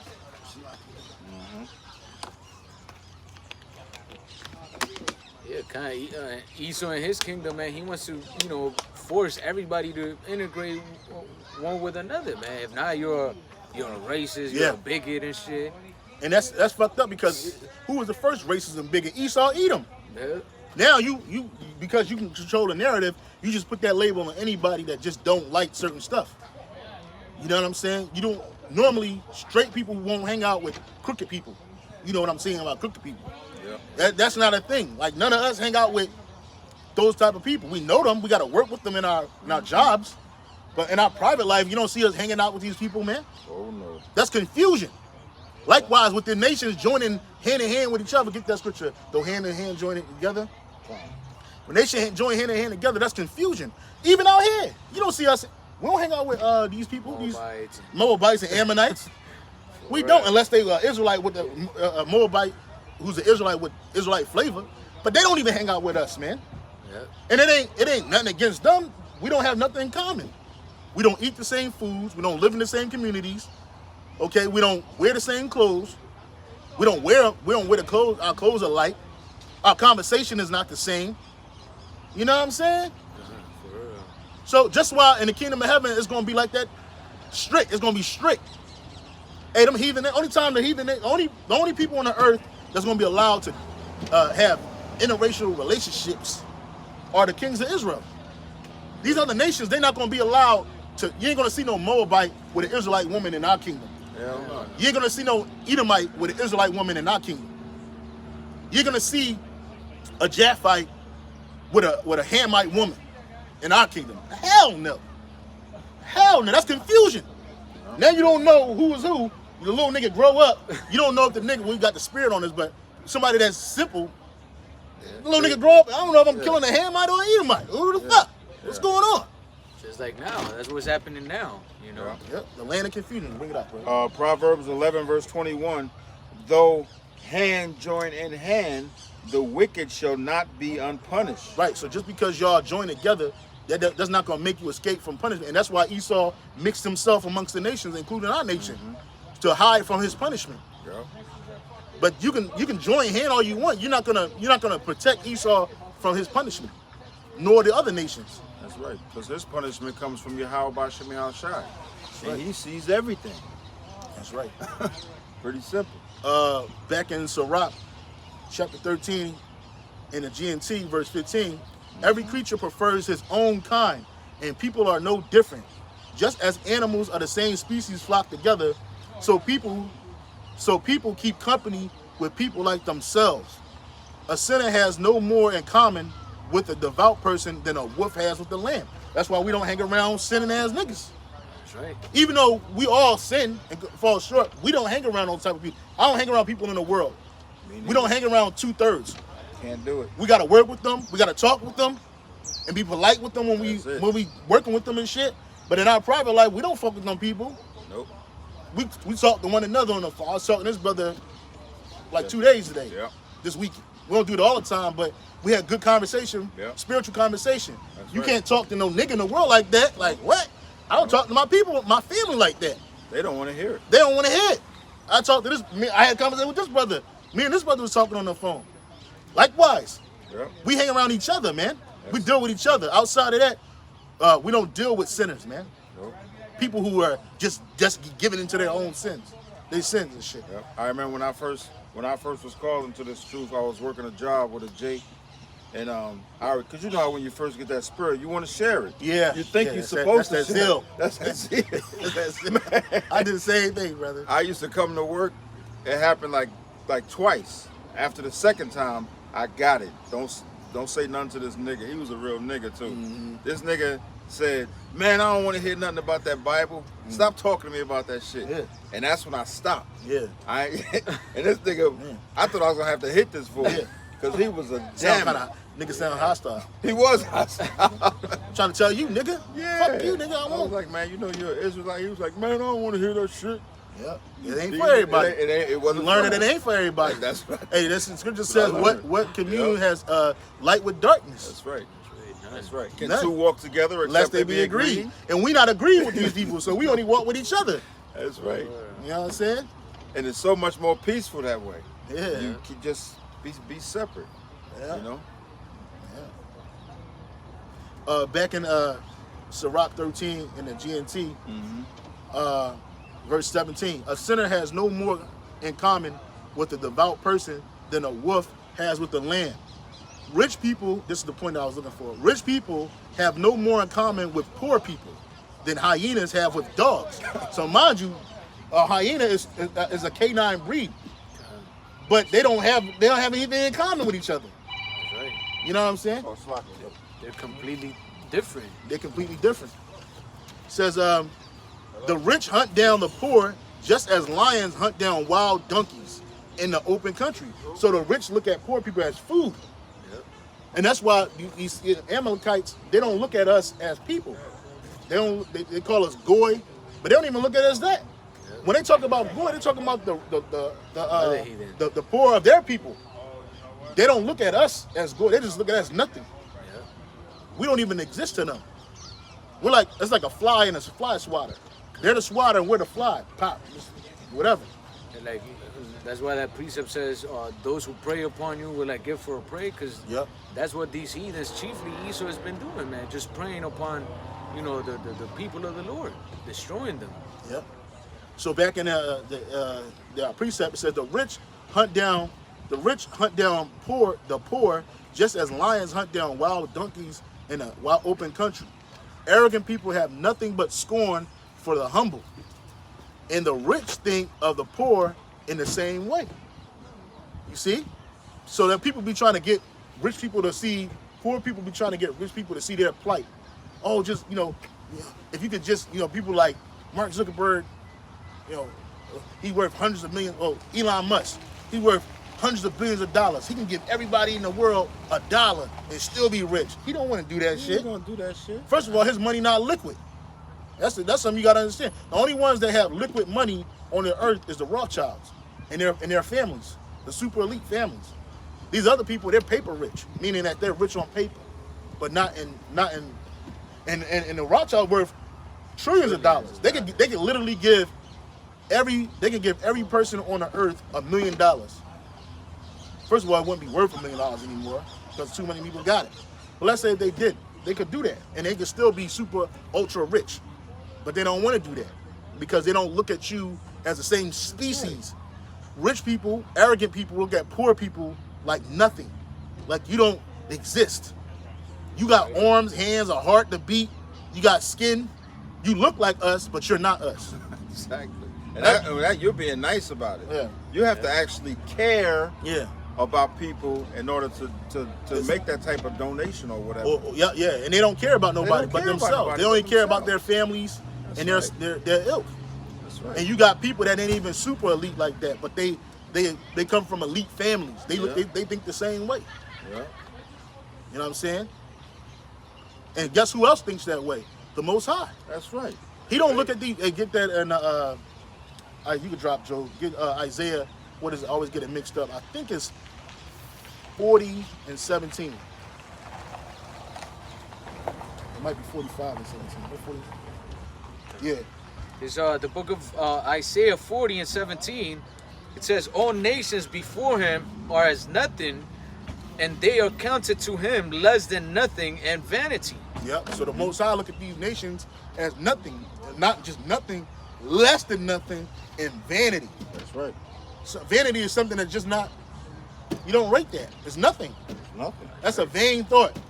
It's not real. That's how the Most High look at you nations, man. Starting with Esau, Edom, you're nothing. I got another one. Bring it out. 2nd Ezra chapter 6 and verse 56. As for the other people which also come of Adam. Right, we all come out of Adam. We all come out of the sons of Noah. Yes. Right? But guess what? We're not on the same level. That's right. Keep reading. Thou hast said that they are nothing, Nothing. but be like unto spittle, And how did Edras get that? Because it's written already in Isaiah. Go ahead. and has likened the abundance of them unto a drop that falleth from a vessel. So we're that vessel. We're the greater waters in that vessel. A drop is considered the heathen.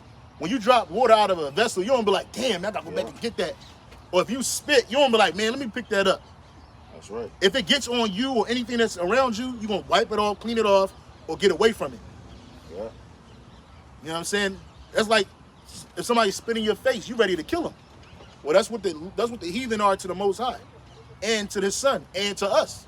Yeah. You're nothing. We're going to deal with you righteously, but you're still nothing. You're less than nothing. If I was to call you something, if I was to call you nothing, I would be giving you value. Yep. So I have to say you're less than nothing. Less than nothing. You're not rated in the eyes of the Most High. You heathen nations, y'all got it backwards. Y'all think that we were set here to serve you. Not so. You heathen nations were set on this earth to serve us. The earth was created for our sake. It wasn't created for you. We need servants. We ain't supposed to be working. Our people, our people get a thrill out of going to work every fucking day. I hate it. Getting a paycheck every 2 weeks. You got money in your pockets and you think, hey, I earn my life. That's what I got to do. What it say in the Bible, we're about to sweat at our brow, but you don't understand it. That's a curse. That was a curse given to Adam for going off. Yeah. It's a curse for the Israelites to work. We ain't supposed to work. We saw all of us supposed to be the spirit of King Joffrey Joe from coming to America. If our children work, my daughter works, my son works. What? Yep. And he was ready to fuck some shit up, man. They made it into a comedy. But that shit should have been a thriller. Soon as he found out he was working, he should have burnt down McDowell's to the ground, chastised his son severely, and his servant he should have put to death for allowing him to come to such a pass. Like he told Simi, he threw him up on the window, up on the door, picked him off his feet. How did you let him come to such a pass? You were supposed to be watching. He said your only job was to watch over my son. That was your only job. But he let his son, who wasn't even a king yet, he was still a prince, he let us usurp his authority. Yeah. He was given authority over Hakim's head. He come up here, it wasn't that he was worried about the money. It's like, wait a minute, bro. I sent y'all here for 30 days to fuck on bitches, bro. To sow your royal oats. That's what he did. Yeah. How the fuck you fuck up all his money? And working. And you working at McDonald's, nigga? No, McDougal's. McDowell's. Now you working at McDonald's, nigga? A fictional restaurant based on a shitty ass restaurant? Oh, how much? Hey, even in this society, you know that you work at McDonald's. That's a low level job, unless you one of these heathens. They love the Filipino bitches. They be all up in the fucking McDonald's, old as shit. Can't wait to be the manager. Yeah. They live in the American dream. But King Joffrey Joe's like, what the fuck? Yeah. You know what I'm saying? That's like us in the kingdom. Our kids want to play poor. That's what they doing. But they not gonna do that shit. But they want to play poor and go hang out with the heathens. The fuck you doing over there? Get your ass in the house. Get your fucking ass. You yank him up by his cloak, man. The fuck, nigga? Yeah. Not get your ass in the house. You get him by his cloak. Oh no. Throw that nigga in the house, man. Mental telepathy. Just make his ass disappear. What? Yeah. You take him by his cloak. What the fuck is you doing? You don't do this shit. Wow, man. He'll be all right. But hey, you gotta chastise a little bit for acting crazy. You don't do that. I think that shit every time I get to work. What the fuck? Yeah, why the fuck? I hate this fucking shit. I hate this life, man. You gotta beg for a day off. Your boss still texts you. My boss was texting me while I'm at camp. Like, what the fuck, bro? That was my boss. Yeah, no respect. That was my boss. No fucking respect, bro. And it's 2 days in a row. Yeah, exactly. Last night it was the same thing. I'm at Walmart. He called me, can you work tonight? No. No. I'm not working tonight. I'm in my day off. Can you work tonight? No. And a day off ain't even a fucking day off. It's never a day off, bruh. You worried about going to work the next day. Yeah. Stressed out, fucked up. Sometimes I do more on the supposed day off than I do when I'm on a day on. Yeah, exactly. Yeah. So what is it don't make so it's like, damn if you do, damn if you don't. But the scriptures tell us this is not our place of rest. That's right, brother. Micah This- 2 and 10. This is where we practice the righteous acts. Judges 5:11, I think it is. Yeah, Baruch 3. Yeah. Or is it Baruch 2? I think So it's 3. We are yet this day in our captivity. We ain't here to win. We're just here to suffer, man. Here to suffer. It's just suffering, bro. Yeah. For we have no continuing city, but we seek one to come. Yeah. That's right, brother. Micah 7:9, we must bear the indignation of the Lord because we have sinned against Yep. him. I sinned against him. So- Until he plead my cause. So he get us Can't out forget of here. that. He gonna get us up out of here, man.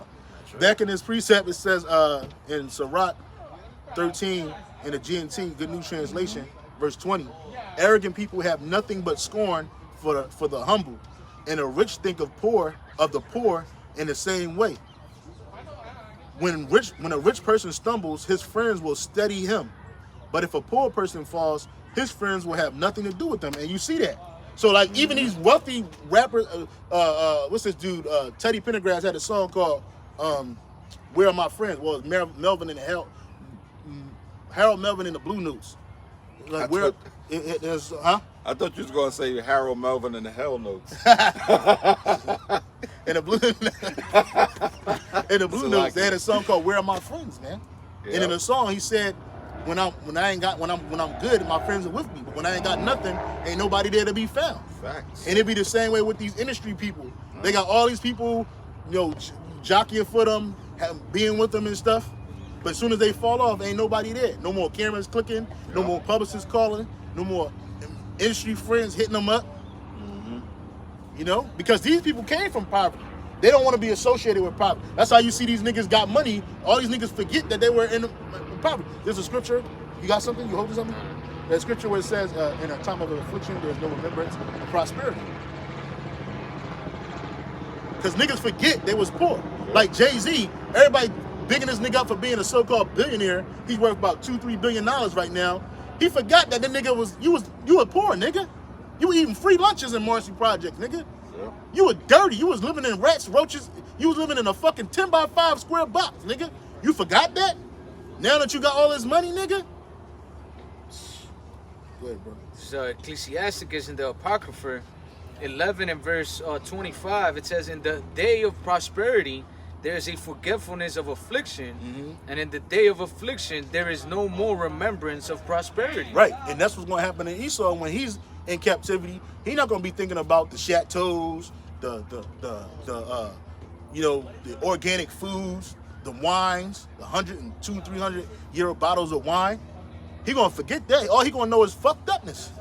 Just like us. Like the Judah, you forgot that we were ruling in the Middle Ages, getting it. All that splendor, you don't remember that shit. All you know is the fucking, Jake can't even go past the plantation. Your thoughts don't even go past slavery. That's how, see, ain't no time for that. And when all hell breaks loose, all these people that's living in this high life, they're gonna forget that. The change, the cars, the clothes, the hoes, the money, all that shit gonna go out their mind when they suffering. Yeah. When they gotta watch their children dying, starving. And that's the worst way to go. It's famine. It says by this, they pine. It's better is he that perish by the sword than by famine. Because by famine, they pine away, man. Meaning you waste away. Wasting away. And that's a terrible way to die, man. And then you got to not only are you wasting, but you got to watch your children. They used to have them flat stomachs. Now they got that stomach, the big-ass Ethiopian stomach. Yeah. Because it's full of gas. And they can't even eat regular food, solid foods. Yep. You see? They're gonna forget about the parties they was going to, the mansion parties where they were committing all manners of whoredom and wickedness.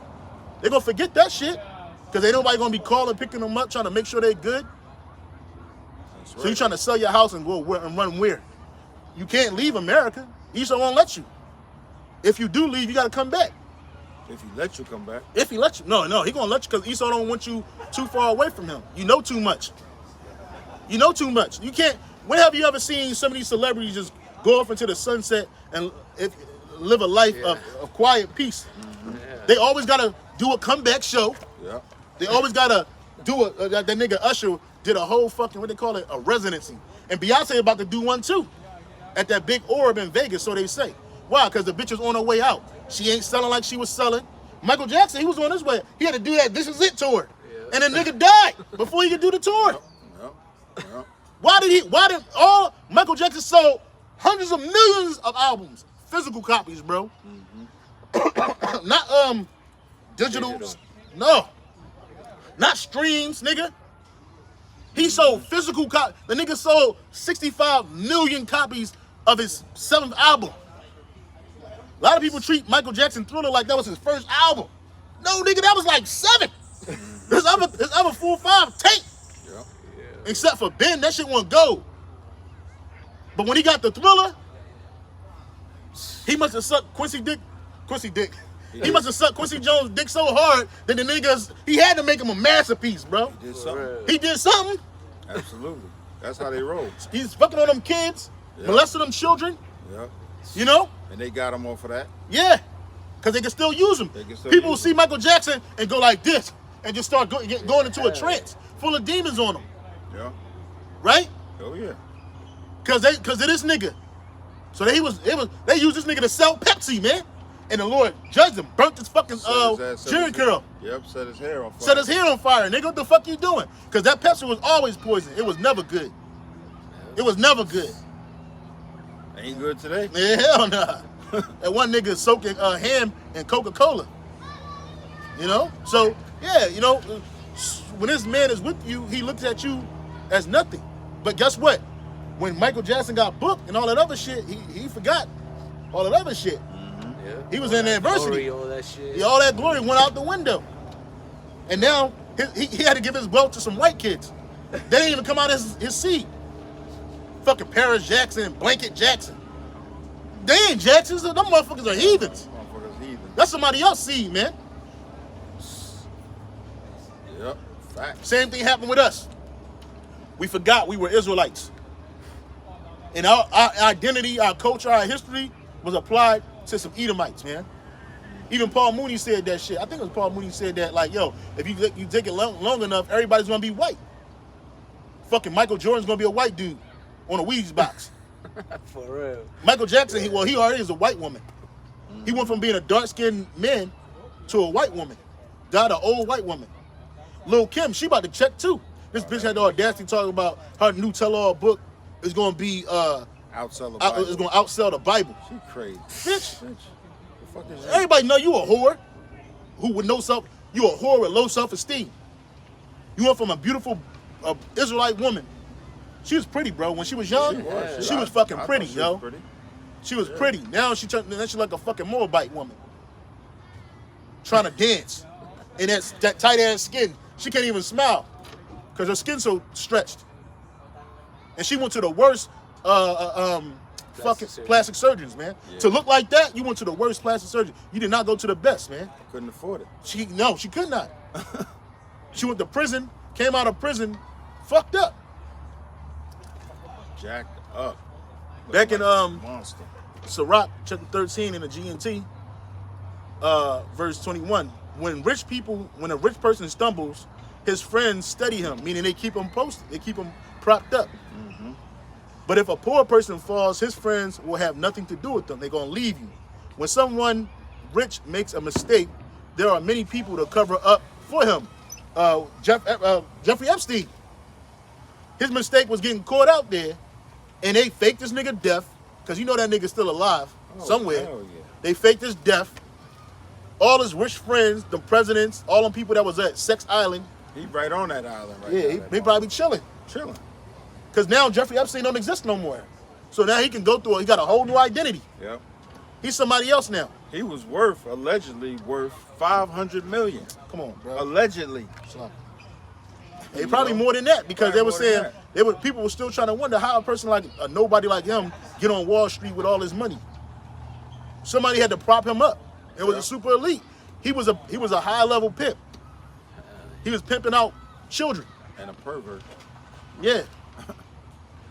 It says, when someone rich makes a mistake, there are many people to cover up for him. Mm-hmm. Explain away. Let me read it again. This is beautiful. Mm-hmm. When someone rich makes a mistake, there are many people to cover up for him and explain away all the things he never should have said. Hey, look at that shit that happened when all these presidents make these Freudian slips. They just cover it up. Oh, it's just another gaffe, biting gaffe. You know, Kamala Harris, She the 40 and slip. They just let that shit go. She told you that they would. She said that their chief goal is to kill people, to kill babies or some shit like that, and they just let it slide. But let someone poor make a mistake. You know what Jake wrote this, man. But you know how Jake like, but let me do something. You know what I'm saying? But let someone poor make a mistake and he gets nothing but criticism. Even if what he says makes good sense, nobody will listen. That's what happening to us. Yep. Everything we saying through the spirit and power of Yahweh Shema Shai, it makes sense. But nobody want to listen. Yep. You know? Until it's too late. Verse 23, when a rich person speaks, everyone is silent. And they praise him to the skies for what he says. But let a poor person speak. And everybody says, who is that? They push him down if he so much stumbles, man. Oh, I'm like, get out of here, nigga. You talking about nigga. You ain't Jay-Z, nigga. Yeah. I ain't part of no Illuminati. Nigga, ain't no, it's about Illuma money, nigga. Illuma hustling, nigga. Illuma grinding, nigga. That nigga Memphis Bleak said that shit. Oh, everybody talking about Jay-Z and the Illuminati. Shit, as many parties I went to, shit, I would have been did it. They don't want a nigga like you. First of all, you can only sell 500,000 copies, and then they had to fudge those numbers. You didn't have the influence over Jake. Niggas don't want to listen to Memphis Bleak. They want to listen to Jay-Z. That's right. Nigga. So they ain't, of course they're not gonna take you in a back room. You got a big mouth. Yeah, you talk too much, nigga. You talking now. Fucking talking now. You talking now. You never hear Jay-Z talk about nothing, bro. Oh, hell no. He don't talk about shit. And when he do talk, he talk always In code. and he praises the Edomites, Amalek, chiefly. Yeah. He don't talk about you niggas. They took Jay-Z to Africa. I remember back in the day, I saw a documentary on MTV. They took this nigga Jay-Z to Africa to carry water. To make this nigga, they sent this nigga to Africa. You know he didn't even belong there. Some little girl was struggling with water. He helped her one day with the water. Not even a day, just a couple of minutes with the water while the camera was running. And they gave it to one of his other people. They carried this for her. And then she's still stuck in dirty ass Africa carrying water. Not even remember this nigga. Yeah. She can't afford to buy one of his albums. So yeah, nigga, that nigga, he did sell out. But when he talk, everybody be shutting the fuck up. Bill Gates, this nigga dropped out of college. They treat this nigga like he's a scientist. When did this nigga become a vexologist? Just another devil. Yeah, he's just another demon with influence and power given to him by the Rothschilds. They literally tell you that he just read a bunch of books and supposedly. Yeah, supposedly. Supposedly, Mark Zuckerberg. This nigga y'all so stupid. During the time of the Zoom, the 2020 pandemic, how the fuck this nigga got a library, Slocky? How this nigga got a library, a book library, right? And the most out of place thing was there was some Sweet Baby Ray's barbecue sauce. like this nigga, that probably was blood in that bottle. Yeah, Sweet Baby Ray's with blood in it, but you thought, oh, he like me. He got Sweet Baby Ray's on a fucking bookshelf? Who do that? And the bookshelf was pristine and white. It wasn't no barbecue stains on there and nothing. For real. The barbecue joint wasn't even open. You know, in the nigga house, Sweet Baby Ray's got the shit dripping on the side. You didn't even wipe it off. Yep. And wonder why roaches in there having a barbecue. Half a bottle and shit. Yeah, bro, half a bottle. It was brand new and yeah, that shit was brand new. Sweet Baby Ray's, man. Yeah. We know they do that shit. But they know that you people are stupid. Show and tell. He don't eat no Sweet Baby Ray's. He ain't never had it. Hell no. He don't even know what it tastes like. You know? That motherfucker don't even know Ray. He been eating Sweet Baby, Yeah, not Ray. Not Ray. He been eating me Swaby. Swabies. Yep. Swabies. They got a bottle of Swabies in the back. You know? But it says, but let the poor person speak. And everybody says, who is that? They push him down even if he so much stumbles. There is nothing wrong with being rich if you haven't sinned to get that way. And the only nigga we was talking about, brothers, they sin to get that way, man. You know it. Jay-Z, Diddy, he's coming out now. Cause see, a long time nobody said shit about Puff Daddy. The nigga named Puff Daddy, you know he a faggot. He a raging homosexual. No real nigga named Puff. You know, Puff Daddy. Yeah, Puff what, nigga? You know what I think the problem is? He running out of people to sacrifice. He outlived his usefulness. He's outlived That's all his it usefulness. is. That's all it is. He can't influence nobody no more. Yeah. Nobody's drinking that bullshit ass Ciroc. That shit is trash. Ain't nobody watching Revolt TV. Fuck no. That shit is garbage. Ain't nobody wearing Sean John no more. That shit has been paid out. And ain't nobody listen to the music that you so-called produced. You didn't produce. no more. And Biggie told you back in the day he was gay. The nigga said the bitch looked so good, he suck on her daddy's ride, man. What real nigga gonna say some shit like that? What straight man gonna say some shit like that, bro? What man that ain't never been ran through, suck some ride, gonna say some shit like that, bro? Yeah, his ass is done. You done, nigga. Like the scripture said, when you have nothing, he will laugh at you. Now, he letting all these fucking people bring you down, man. And all these people distancing themselves from you, man. Yep. You can't kill, he can't kill enough people. You killed your man Biggie. You killed your wife, your children's mom. Yep. You probably killed other niggas. Of course he did. You had other niggas. Yeah. Come on, bro. Yeah. It's only so long until the bill is due, nigga. You an Israelite. You wasn't born in, it says right here. Riches, it says when a rich person speaks, I'm sorry, let's get back. Verse 24. There is nothing wrong with being rich if you haven't sinned to get that way. But there is nothing sinful about being poor. It ain't. They make you being poor something fucked up. Yeah. Like one of the brothers, the beautiful brother, Ayashaba, Salaki brother, I get your name mixed up. I just talked to this Ayashaba from Mississippi. I think his name is Ayash Abba Amath. He made a beautiful video, reply video to the elders of Ab from out of Mississippi called The Everyday Man. And they make it seem like a dude that worked hard 9 to 5, like us three. We all work hard. He worked with his hands. This brother stand on his feet all fucking day. All the fucking day, man. I gotta sit and scrub toilets, but guess what? Yeah. None of the places where we work at will be able to run without us. That's right. You know what I'm you saying? can see from the phone call. Yeah, you see. The phone call, texts and shit. They wouldn't be able to run without us, but they treat us like we ain't shit. Oh, you a working class man, you ain't shit, man. You just a nigga. Yeah. Bitches look down on us and shit. Yeah. And Kevin Samuels was trying to tell you bitches that, hey, the high level man is us. It's us. And really the high level man is a man of the Lord. That's right.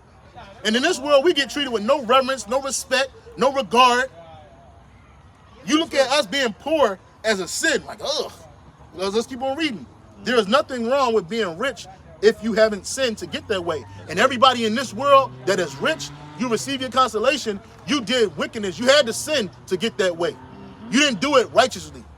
That's right. But there is nothing sinful about being poor either. Only the ungodly think so. Right, only the ungodly think that it's a sin to be poor. Esau Edom, he's a man of ungodliness. 2/3 of our people, you're ungodly. You think that it's if you got rich righteously, which you can't, it's impossible, right? In this world, that's a sin. Yep. You think that being poor is a sin. It's not. Verse 25, it's what in, let me start off at 24 again. There's nothing wrong with being rich if you haven't sinned to get that way. But there is nothing sinful about being poor either. Only the ungodly think so. It's what's in your heart that makes the expression on your face happy or sad. So money can't make you happy. Right. Money can't make you sad. People tell you that all the time. You see all these people with all this wealth, and they niggas is stupid. It's Dumb, Yep. look like a 1,000-yard steer. Yep. They got no spirit on them. They're bugged the fuck out. That bitch, Britney Spears. All she do is get naked on camera and just start dancing with no rhythm, bro. She's so fucked up. You would think that with all this money and all this influence and fame, she would just shut the fuck up, go on the island. You give us some money, we going home, bro. We gonna chill. Sure. Jay gonna go sit on the couch somewhere. Yep. You know, probably get him. Now he can afford a bad bitch or two. Fuck on her and get the fuck out the way. Give me a new You bed. got all these Get him a artists, new bed. You know what I'm saying? you got all these artists talking about they're Yeah. depressed and shit. Like, Yeah, how do you? why? And then people be like, and the poor, depressed? the poor looking at them like, how you depressed, nigga? You got millions. If I had millions, nigga, I'd be balling. Yeah. For real. Driving around in a nice car, but see, it ain't that. All you doing is paying for a higher quality of living. That's right. Always say that. People sell out, you're not really selling out for money because it ain't real money. So what you doing? You just want a better quality of life. You might have grew up in a rural area where ain't nothing much. Now you can live high up in the city. Or you might have lived in the ghetto and never had shit. So now you can go into the white neighborhoods and live. But then it's just another level of hell. That's it. For you, if you're not an Edomite, and there's millions, like Elder Ricardo Kwame said today on the live street preaching, it's nothing for a millionaire amongst white people. They don't rate them. Even if you're a multi-millionaire, that's nothing to Esau. But to Jake, that's something. He said that he was saying that like with billionaires, you can't name one white billionaire that's not famous. You can't. But there's plenty of them out there. Hundreds of them. There's a town in Switzerland that everybody's a millionaire. You don't even know their names. Name one Jake billionaire. Michael Jordan, Jay-Z, Rihanna. You see? Fucking clown. Because that's something. Entertainment. Yeah, that's something to a nigga. That's right. Even I remember, I never forget. I saw an interview with this dude named Byron Allen. He a so-called Jake.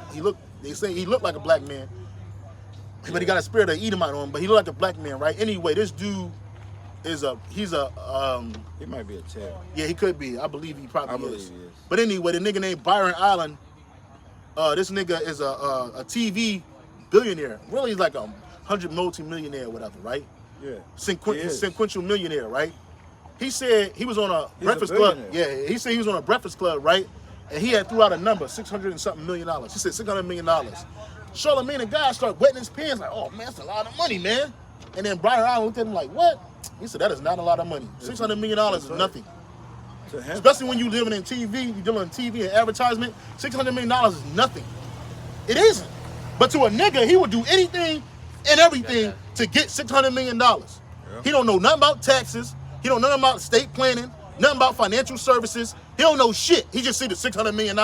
It's like people that win the lottery, supposedly. Niggas win the lottery and they lose their fucking mind.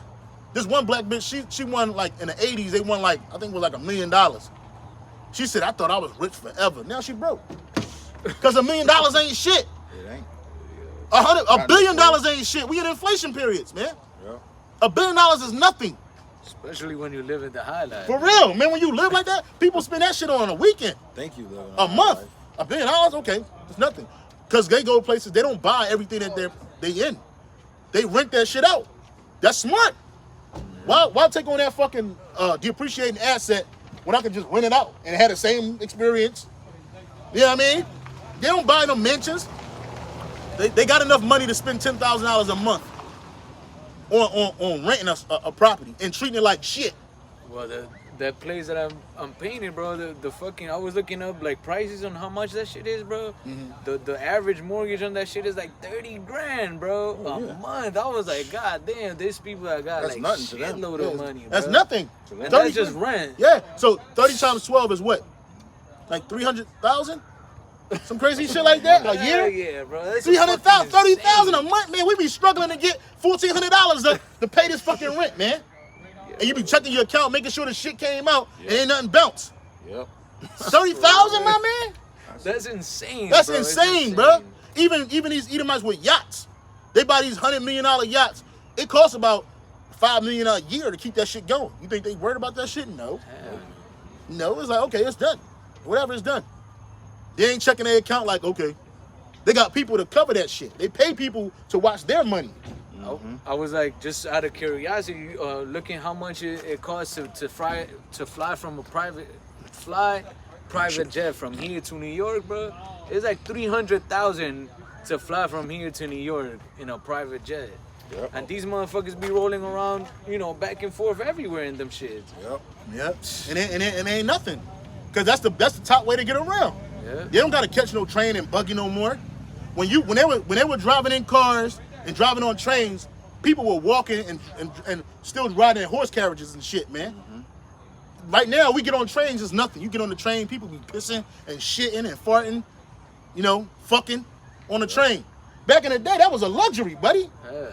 If you wasn't hiking or on a fucking horse, which is also a luxury, and you got a horse-drawn carriage, you know what I'm saying? Oh yeah. Now everybody got a car. People be excited about, yeah, nigga, I got a $500,000 car, nigga. It sounds good. It looks nice, but it's not worth it.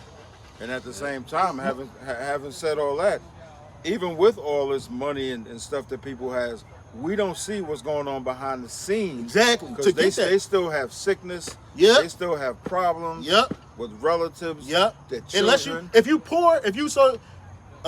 it's different levels of rich, wealth. If you're poor, coming into upper middle class, lower wealthy class, you know what I'm saying? Yeah. You still worrying about poor people. Rich people don't worry about other rich people. Because everybody got it. Wealthy people don't worry about all the wealthy people because everybody got it. They ain't gotta flaunt it because everybody got it. A bitch be. I seen a video of this black bitch. She got her first Louis Vuitton bag, and she was like touching a box like it was a golden egg. I'm like, the rich people. I saw a video earlier this week. Somebody had an Airbnb, and the person that was there was wealthy.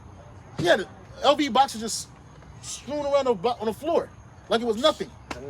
With the dust catcher, the dust bag. The black bitch will fold it up all nice and neat, put it in a closet so she can, when she go in the closet, she can just look. The white people just throw that shit on the ground. It's trash. Why the fuck you got all them boxes in here? Why is that? They put their boxes, even Hermes. I just saw a picture today. I don't know who posted it up, but it said all these people don't like black people. You had Hermes, you had Fendi, Tommy Hilfiger. No, Michael Ford. Well, he don't like black people either. Michael Ford, Tom Ford. All these different people that own these high level or who names that this high luxury brands are named after, and none of them catered to so-called black people. Yeah. They didn't want they said whenever black people put their hands on their items, they devalue it. You think they might be getting millions of dollars from it and billions of dollars from it, but they don't even want your money. That's how wealthy they are. They don't want your money. And who know? You know who always get a nigga wake-up call like that? Oprah Winfrey. Her ugly, funky ass go up in a fucking Hermes looking like a fucking bag of shit with legs trying to get Hermes. They threw that bitch out. Yep. Mind you, this bitch worth billions of dollars. They like, we don't know who you are. No, thank you. Because they not watching the Oprah Winfrey show in Switzerland. They're not watching the Oprah Winfrey show in fucking Monaco, nigga. You know what I'm saying? You go to Monaco, ain't nothing but Edomites up there, bro. Rich, all of them. Super wealthy Edomites, man. Yep. No niggas unless you working. Unless you working. And in the other nations, they try to emulate the white people. The East Indians, the Hamites, the Moabites, the Ammonites. Yep. They try to emulate Esau going to these places, man. You know? But it's really not, it ain't worth shit. That's right. It ain't worth shit. Because it's going to all come to an end one day. A fiery end. It says, it's what's in your heart that makes the expression of your face happy or sad. That's right. If you feel cheerful, you will look cheerful. Although making up proverbs calls for some intense thought. Yeah, so if you feel cheerful, you're going to look cheerful. It says you are how you think, man. And so at the end of the day, I'm glad that we read this, man, because this, you know, it is what it is, man. I was going to bring some information out of this book, but I guess I'm going to have to do it next week, Lord willing. But with that, we give all praise and honor and glory to Yahweh, Ba'ashem, Yahweh Shai, Ba'ashem, Rakakadash. I say double honor to the apostles and bishop elders, a great millstone for teaching word and truth and sincerity and for ruling well. Salutations to the elect. Keep pushing, keep striving. We're almost out of here. Hey, shalom. Shalom. Lord willing next week. Lord willing. Yep.